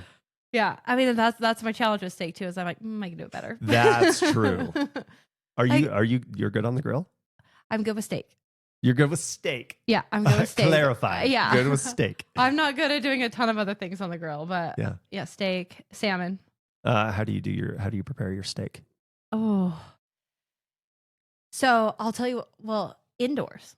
Yeah. Let's just go indoors real quick. Indoors. Yeah. Yeah. Let's stay inside. So I watch a lot of Gordon Ramsay, right? Oh, yeah. So do you feel like you could do one of his challenges? Yeah. Yeah. Oh, yeah. Yeah. Oh, you wouldn't be bothered by him yelling at you? No, he wouldn't yell at me. He'd be like, oh, beautiful, brilliant. I love it. That was a great Lucky amazing. He would love it. Yeah. I mean, I'm like, I learned from you. Well, yeah, it that'll should be fucking good. Yeah, if you don't like it, it's your fault. Yeah, I just take the steak and I leave it at room temperature for like an hour. It's key. Right? And I just salt and pepper it. Yeah. That's it. But then on a cast iron, right, you're taking some olive oil and just olive oil at first. And then I take like a whole clove of garlic, like a whole thing. I just chop it fucking in half. Yeah. I'll put it all in there. I'll put some thyme, some rosemary, fresh. Yeah. Both of those. Yeah. Then you're getting the scent, right? Oh, and I just throw it on one side and I let it sear there for just a little bit. And you get that pan hot, right? Like hot as shit. Yeah. Yeah, that fucker's hot. Cast iron's so good. Yes. Yeah. And then I flip it. And when I flip it, then I add all the butter. Oh, the butter. And then you're basting it? And basting it the rest of the time. And then you know how to make a steak. And that's perfect. It's so good. I'm Are like, you a medium, like rare? Yeah. Medium? Medium rare. Yeah. Not medium. Uh-huh. Yeah, no. It's overdone. Ruth's Chris. Ruth's Chris is great. Oh, that's the best steak in the world. Yeah? Yeah. Yeah, Ruth's Chris. Is there one here? Is there a Spokane? Seattle is the closest. We have to go to Seattle? Mm-hmm. What a bummer, huh? Yeah. And that's my jam whenever I'm in California. And they have some good. It always cracked me up because like I've been anywhere and everywhere and had a steak. And there's some good like that was a whatever off the menu steak and came with the vegetables and all the stuff and that was a good steak. Right. But then you go to Ruth's Chris and everything's a la carte. Right. But they are fancy with their steaks and their sides are fancy. Oh, and it's all so good. I know their baked potato. I'm like, oh. Can you taste it? Yeah. Yes. Yeah. Oh. I can't do better than that steak. No, because it's aged and it's the best of the best. And how they and cook if you it. had that steak, I'll bet you could. But they get some good meat. Well, the lady that made or like that founded Ruth's Chris, she was a physics major. Was she? Mm-hmm. She implemented so their cooking technique is because she did physics and implemented that in the restaurant industry. Oh. So it's cooked at like 2,200 I was going to say, degrees. you can't do that in your home kitchen. No, not a chance. No. Yeah, they do heat that sucker up. And then like the butter on the top of it. At the end. It's so good. I could go for a steak right now. Okay, anywhere else? Yeah, what's sushi? What about sushi? Since Rebels switched you over to sushi. I'm not even going to say anything here, really. I'm like, just from my dad, really, and being so spoiled with seafood and knowing so much about it. Yeah. Right? Like, I know that I wouldn't have oysters from anywhere around here. No. Nowhere. And I thought about it and I'm like, No, you have to go to Taylor Shellfish. Yeah. I mean, because what they do though, right, is they like take it from the ocean. Yeah. Right. And then they dip it in salt water. In fresh water. So when they do that, all these oysters are soaking up all of the fresh water. So they already have a different taste. Yep. And they weigh more because they just did that because they're already consuming like twice their weight in that. Yep. So it's weighing more. So like, I don't like that. No. But I know the taste difference between the two. Oh yeah. Right? Because I've been speaking of although you're shooting it, so it's whatever. But chewing it, Like, man, you get it fresh and it's butter. It's Yeah, great. It's amazing. Just Yeah, but if it's boom. going through that's a desalination process plus bloating plus, yeah. Right. Yeah. It's So gross. it's just not it. Yeah. Yeah. So I'm with seafood. I'm super, super picky just because I've been so spoiled in my life. So then where are your spots where you've experienced like, they do it right here? I mean, Hawaii, I thought Hawaii was pretty good. I like Bellingham. Bellingham. Yeah. Taylor Shellfish. That's where that is. Okay. So good. God. Yeah, for sure. Yeah. I mean, really anything coastline. It has to be coastline. But if there's like oyster beds right there and you could just pick that shit up off the it's the best. Oh yeah, I'm like prying that bitch out. Yeah. I'm like, give it to me. What always kind of surprised me was I felt like the East Coast, they do a really good job of incorporating seafood into their diet there. How is the seafood over there? It's good. Oh really? Yeah, it's great. I spent like 4 or 5 months over there. So that wasn't my primary function, was going and exploring and eating all the amazing food. I could go on food tours for the rest of my life. Food is my jam. Yes. I will go broke eating good food. I love food. Yes. Agreed. But the West Side, what was weird is I'm like, again, it's all chain restaurants. So they're shipping in all their freaking seafood. Like, we are in the Puget Sound, folks. Right. We have access to salmon and crab and oysters and scallops and all this amazing stuff that you can, like, it's a half an hour to the west. The ocean's right there. And no, we get shit at the vast majority of places. Yeah. Like even just being in California, a few months ago, I was at a squid plant. Oh. And it's just, it's like conveyor belt just fucking running, you know? And I could just watching them run and I'm like picking them out, the ones that have babies in them, like the little eggs, like the little caviar of those. Yeah. And I know enough to know, like, to pick them off real quick and know what I want. And then I'm making them that night. Yeah. So fresh calamari. Like, oh, yeah. Again, not chewy. Yeah. I mean, and nothing beats that.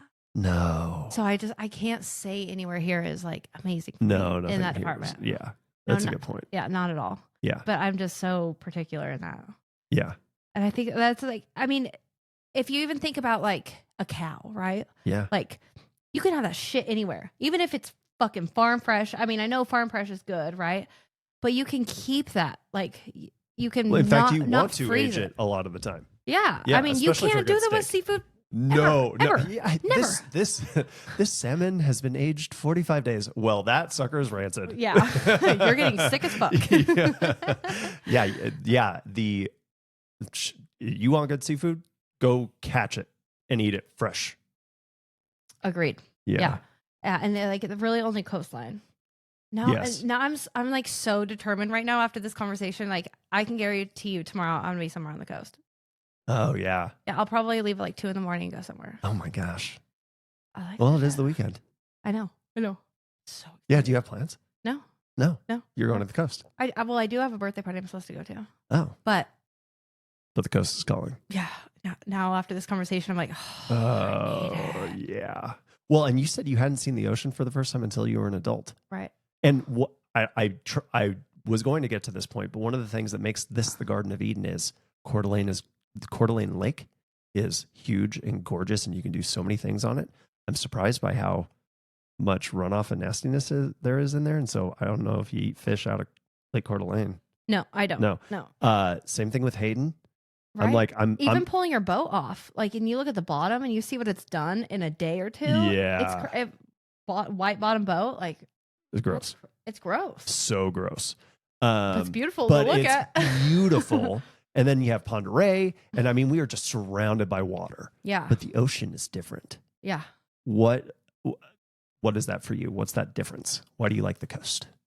It's the sound. It's the taste on your lips. Yeah. I mean, really, I could just fall asleep right there and just listen to nothing but that. Yeah.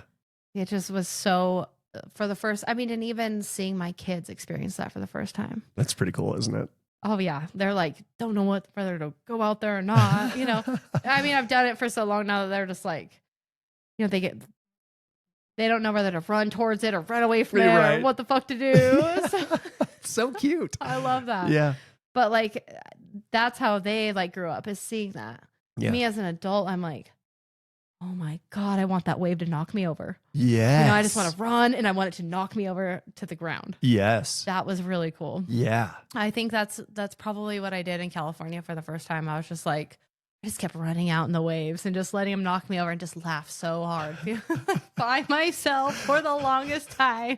Somebody lost their crazy lady. Who's this lady over here? Yeah. Yeah, that was beautiful. And But like, it is. it It's so much. Well, and your amazement with the sky. Yeah. When you get to the ocean, it gives you a totally different perspective on things.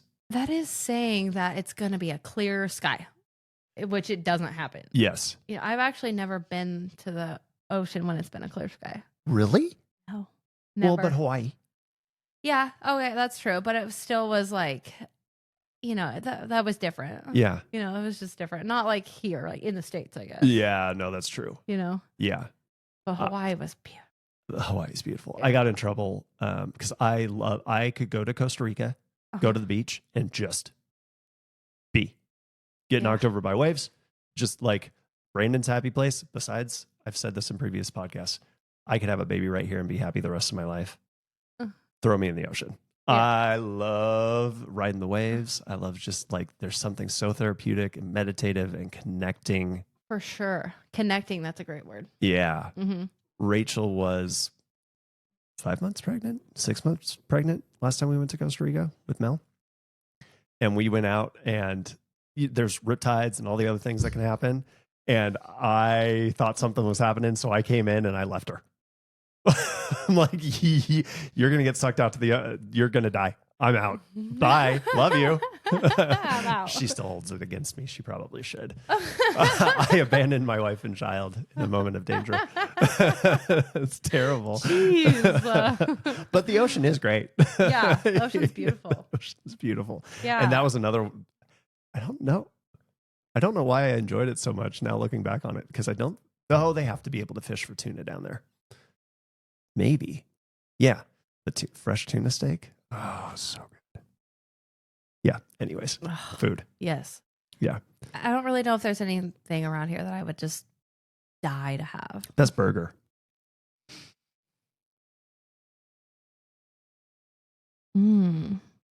It's tough. I feel like it kind of switches for me too. Oh, yeah. Between a couple places. Well, there's different moods. Different flavor profiles. I do like Terraza. What's that? What? Ah. Oh my gosh. So they are voted the best margaritas for many years. Oh, by the okay. way. All right. Well, that's good to know. So they're right on, you know where La Peep is? Yes. It's right next to La Peep. Oh, we were just there the other night. Yes, the margarita flight. I did a whole thing and I was like, I got this flavor and this one and this one. It was fantastic. Yeah. That's what I did that for my birthday. Yeah. I was just there. I didn't even realize I was there. Yeah, the whole like ambience of it was That is a cool cool spot. But their burgers are good. Yeah. I don't love the you know, like the bread of it. So Yeah. I just take that off and just eat the rest of it. Just the rest and, of it. and that's Okay. what I like more so. Oh, but a good bun. I know. That does make a burger. I know. So Yeah.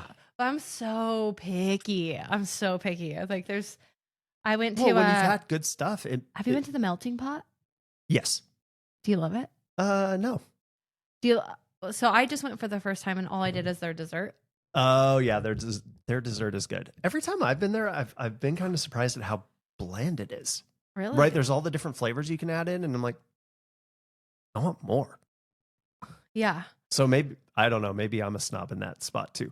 It is fun. It's definitely fun. It I don't was a know cool if experience. I don't know if I ever if I would crave going there for the food. Yeah. Yeah. I don't know if there's really anywhere I'd be like, oh, Nadine's, though I do crave that place. Yeah. For sure. I know that I'm in the minority isn't the right word. People expect different things from taquerias, right? They want their street tacos. They want their thing. I love cochinitos. I could go to cochinitos as my Nadine's. Like just Really? if I need something up that in that world, I want cochinitos. You must not have had their guacamole then. Who cochinitos? Mm-hmm. I like it. Mm. That's not what draws me. Yeah. Well, clearly not. They have the best wings I've ever had anywhere. Really? Wings. Explain that one to me.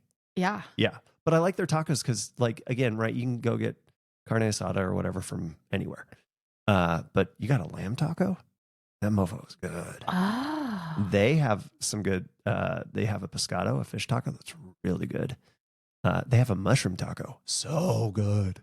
That is the only taco I get every time. A mushroom taco? It's so good. Now I'm interested. The Mayatake. It's fantastic. Cool. Yeah. There's all these new places that are coming, and I just see them like pop in, and they're out of business in no time. Yeah. Like, or just like shortly after, you know. Yeah. I don't like fast food at all, No. but I fucking love and that's Chick-fil-A. how we got on this whole thing was you don't work out. You eat right. Yeah. But you have a good flavor profile. You aren't going to McDonald's. No. No. No. My kids are not. No. No. So much nasty They beg stuff. me for it. I'm like, no, Of course. it's fucking gross. But the other kids' parents take them to McDonald's and they're all fat. But if I was drunk, I like McDonald's fries. Yes. Oh, and I like, do love nothing me. compares to that. It No. just doesn't. Or Jack in the Box tacos. Oh yeah, 100%. Yeah. I don't know why those are good, but They're so good. But nevertheless, I'm not going there. No. Not a fat chance you will catch my car in the drive-thru of any of those places. But Chick-fil-A, you'll catch me there. We have one in Spokane, right? Uh-huh. How do we not want to have one in Valley? I understand we should have one in Coeur d'Alene. They do a shit ton of market research before they open a location. And like, I understand they are very methodical. Yeah. We need one. Very closer. strategic. Yeah. I think there needs to be one on Appleway right in front of Winco. There's like that chicken shanty place. I think that needs to go bye-bye. And I think there needs to be a Raising Cane's there or a Chick-fil-A. And they would have lines all day, every day, all the time. Right. I mean, I don't know if that would be the correct location, I guess, if I'm thinking of it's right off the freeway. Right off the freeway. Yeah, that's a good spot. I mean, I guess it doesn't matter. I've watched crazy traffic when Chick-fil-A came here. Holy shit. Raising Cane's is coming here. Are they? Yeah. I'll be one of those crazy people in line for 4 hours. I don't give a shit. I'm there. Yeah. Mm-hmm. Well, and that's the important In-N-Out? difference. An In-N-Out would just go. Like, why? Just Rogers is good. Yeah, they're good. But it's not In-N-Out. And it's not consistent either. No. And that's it. I need, like you were talking about, McDonald's fries. Those suckers hit. Every time, no matter where you're at. Right. If they're fresh. If they're fresh. Yeah. But I need hot fries. Mm-hmm. And I prefer crispy, although they can be done right other ways. But like I like some crunch there, some crispiness, and salt. If you don't get the salt right, I don't want some bland piece of potato. Yeah. I want salt. Ask for them with no salt. And then like you want them to be cooked separately. So they're hot. And then ask for salt at the window. You're that asshole. Yeah. But you never go there, so it doesn't matter. That's true. Oh, that's so funny. Oh, I love that. Wow, we're over 3 hours. Okay, so on that note, I know it's pretty good. Wow.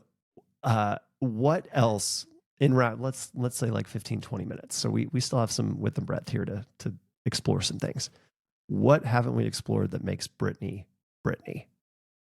I think like I worked in coffee stands for a long time. Oh yeah. Yeah, I did that for new people every day. The first and the job regulars. I ever had was that. Yeah. And so I learned a lot about people. Yeah. And I feel like that's what's really gave me the in to who I am. Yeah. Right? Because you meet so many different people and you learn like their struggles, you learn how to deal with them like quickly. Yeah. Then you build relationships with them even outside of work. Yeah.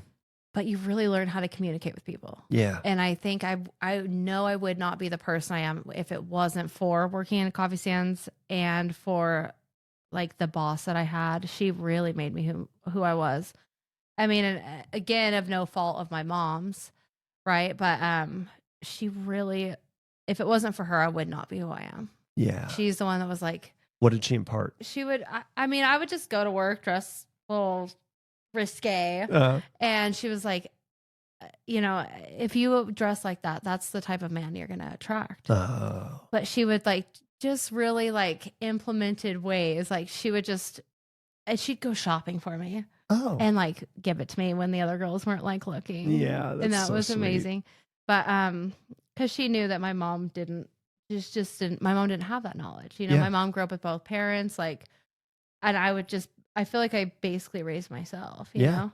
I mean, for a lot of, not like my younger childhood, probably from the time I was born until I was 14, my mom was solid in there all the time. Yeah. She's still my best friend, still amazing. I'm not saying anything negative about her. But from then on, I just did what I wanted to do. Yeah. And it worked out for me. Yeah. But, you know, just the type of people that really dressing like that and doing those things, I have definitely like picked a better selection of people and men and just people that are attracted to in general, dressing more classy. Yeah. I guess is the word. But if it wasn't for her, I would have been screwed. But really meeting all those people has made me me.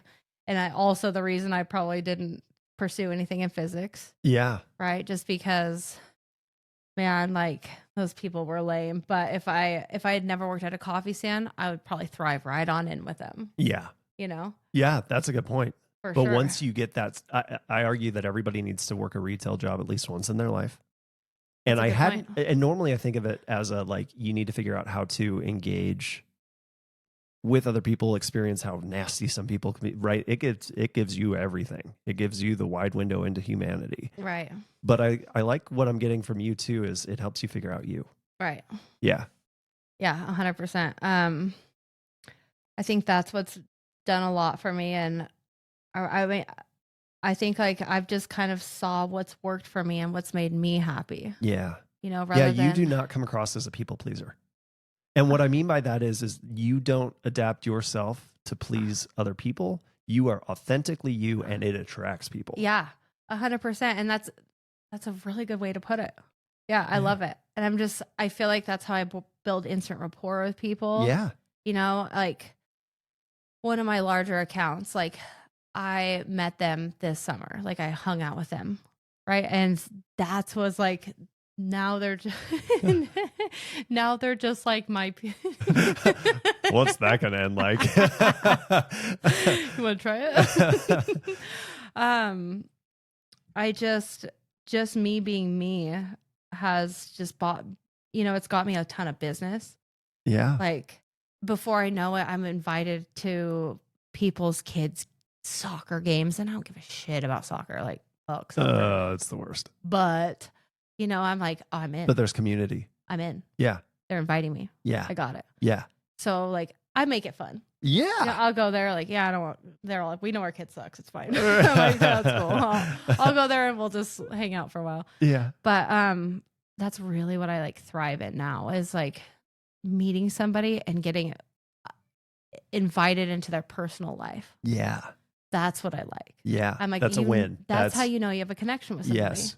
You know, I'm not okay with just going somewhere and just talking to them and dropping off a business card. No. No, and that's all they get. Right. Right? What is every other person walking through that store trying to get a sale doing? That's why I think I'm the shit. Yes. But I'm super choosy too, because I won't, even if they're like, you want this client, they're going to make you this much money.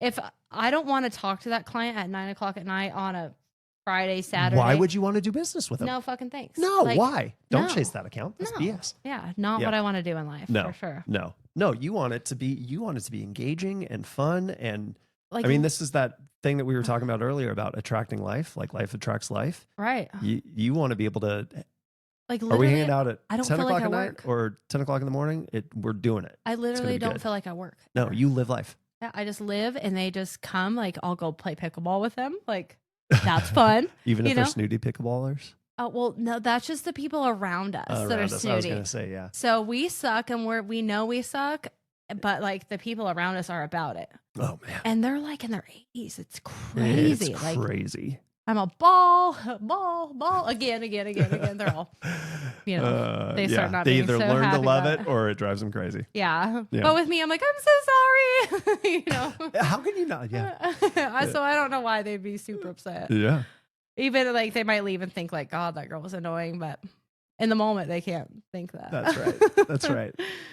Yeah. But I don't know what really makes me me. I think like my kids are really a lot what makes me me. Like, not even not being raised around my dad. Like I'm around my dad. I'm like, oh my God, we are so we much didn't get the same into any of the person. details of that, but I'm fascinated by nature versus nurture.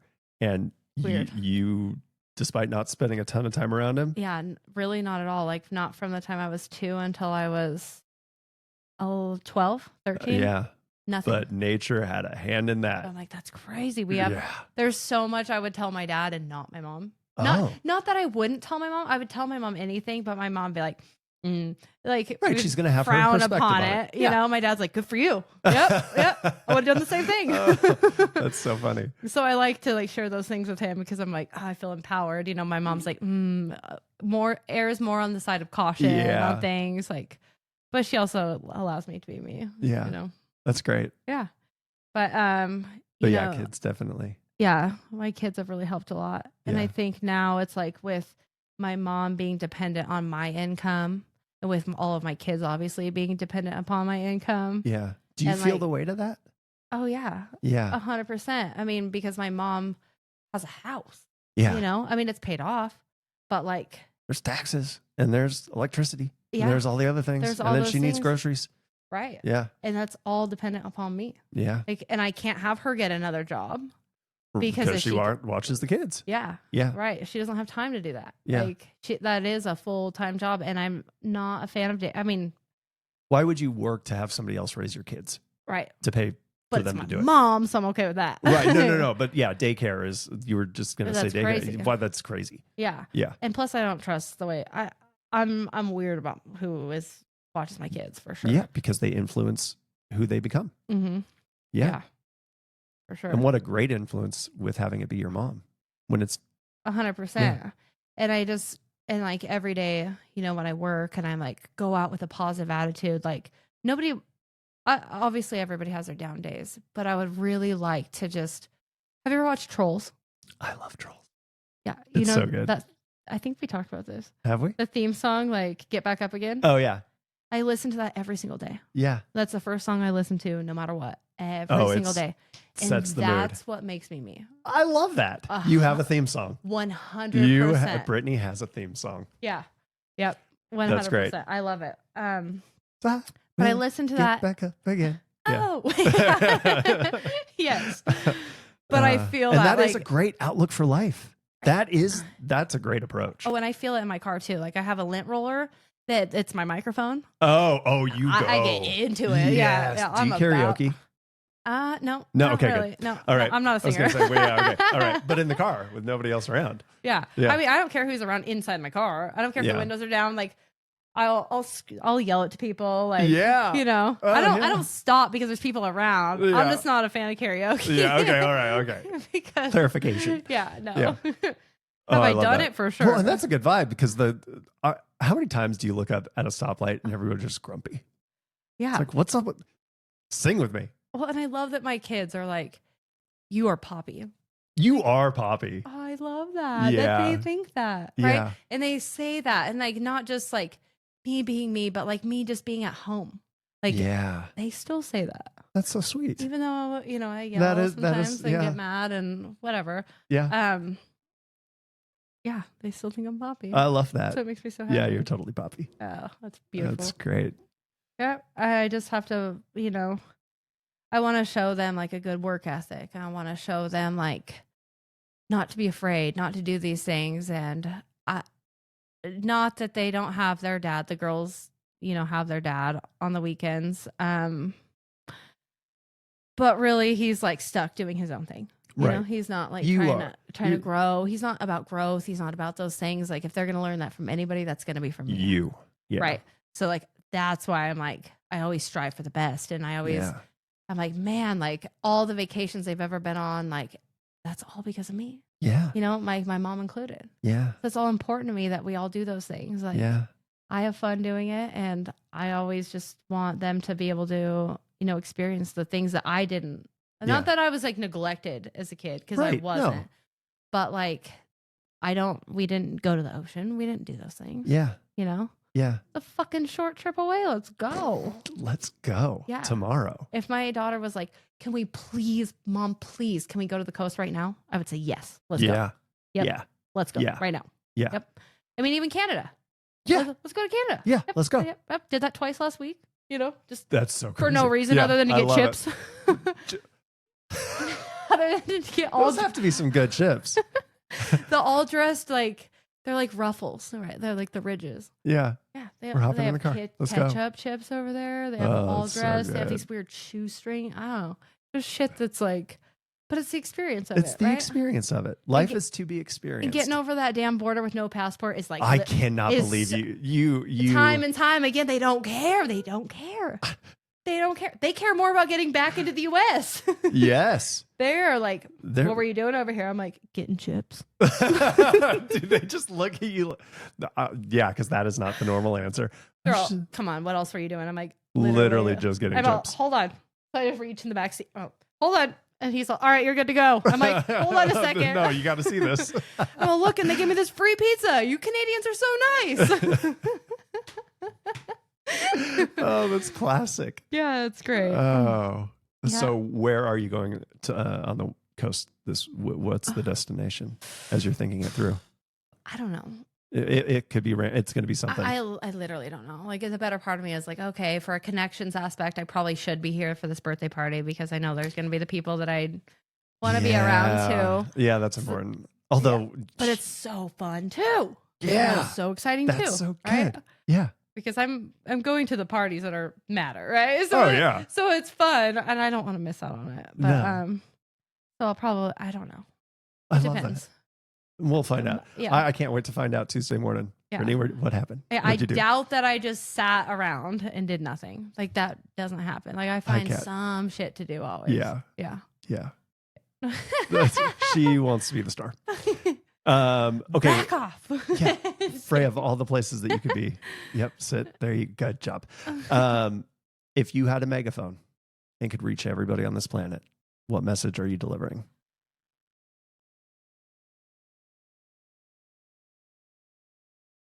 Just be happy. No matter if you wake up and you're not in the best of moods, right? And everybody's entitled to shitty days. I get it. But if you just wake up and just keep on thinking today's going to be a good day, and you just believe that it's going to be a good day, it is. Yeah. It is. You just keep believing that, and that's what gravitates to you, right? Every time I've thought or I've been in a shitty mood, shittier things happen around me all the time.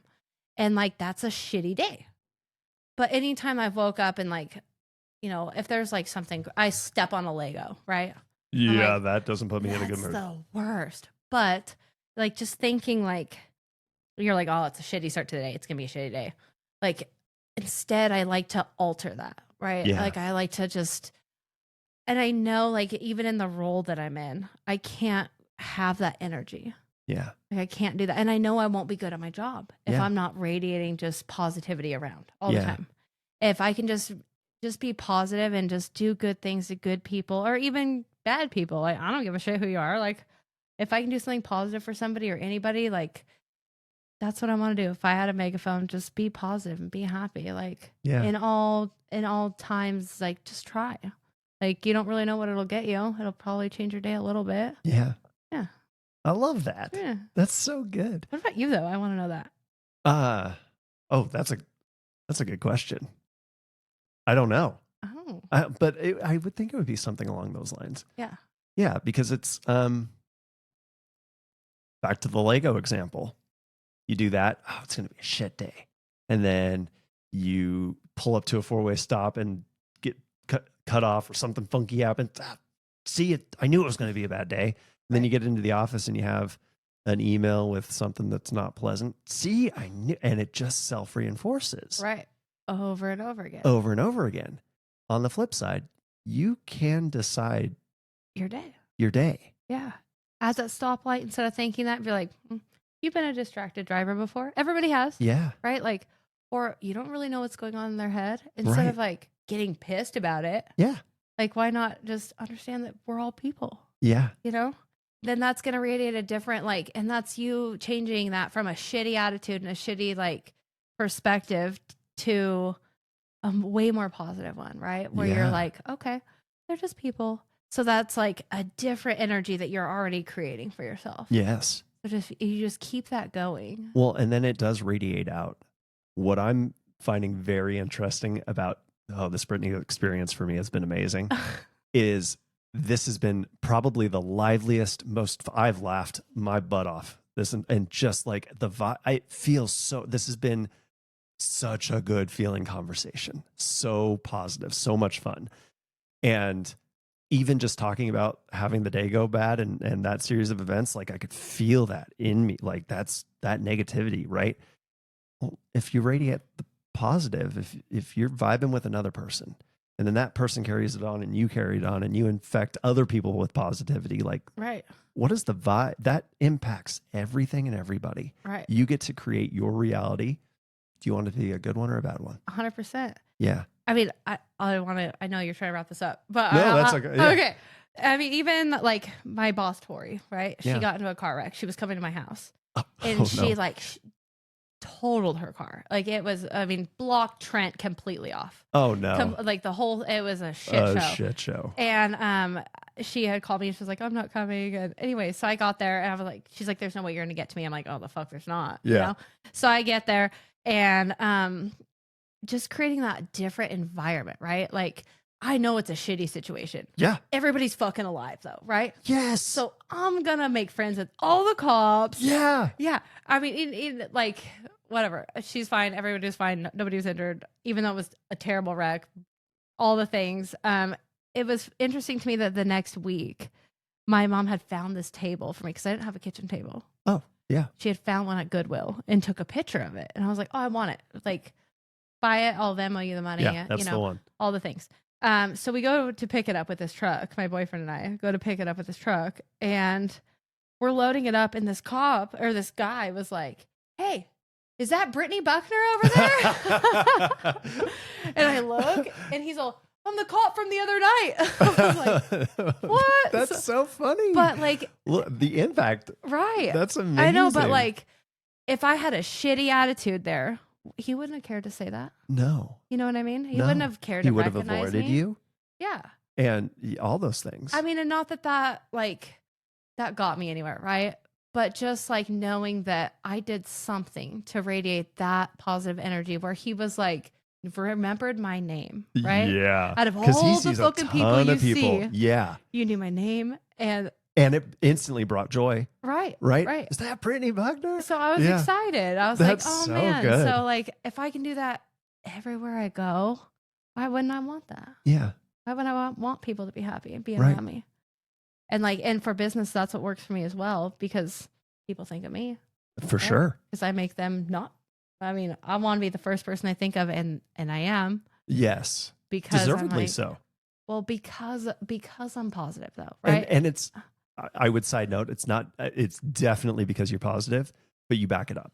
Yeah. Right. You give good service. All the things that we expect when we're buying something. For sure. Even if but I don't know a lot about it, I figure it out real quick. But you can be really good at something and be just a dull or pessimistic person. You are on a whole different level as soon as you bring the positivity, because you are the first. Because again, life attracts life. Why would somebody not want that when I need this thing. Oh, Brittany's the person. And nobody else even entered their consciousness. It is you. Right. Yeah. Oh, that's beautiful. Yeah. I love that. Yeah.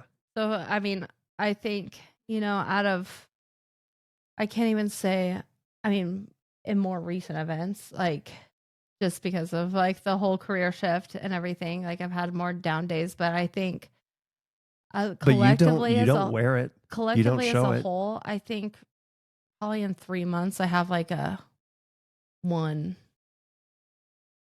shitty-ish day. Not even shitty. Just like it didn't go my way. Yeah. Yeah. But I think that's all really attributed to me. For sure. So I don't know. Just be positive and be happy. Be positive and be happy. Spread love, joy. When we come back, I want to interview you. Oh gosh. Has anybody done that? No. Oh.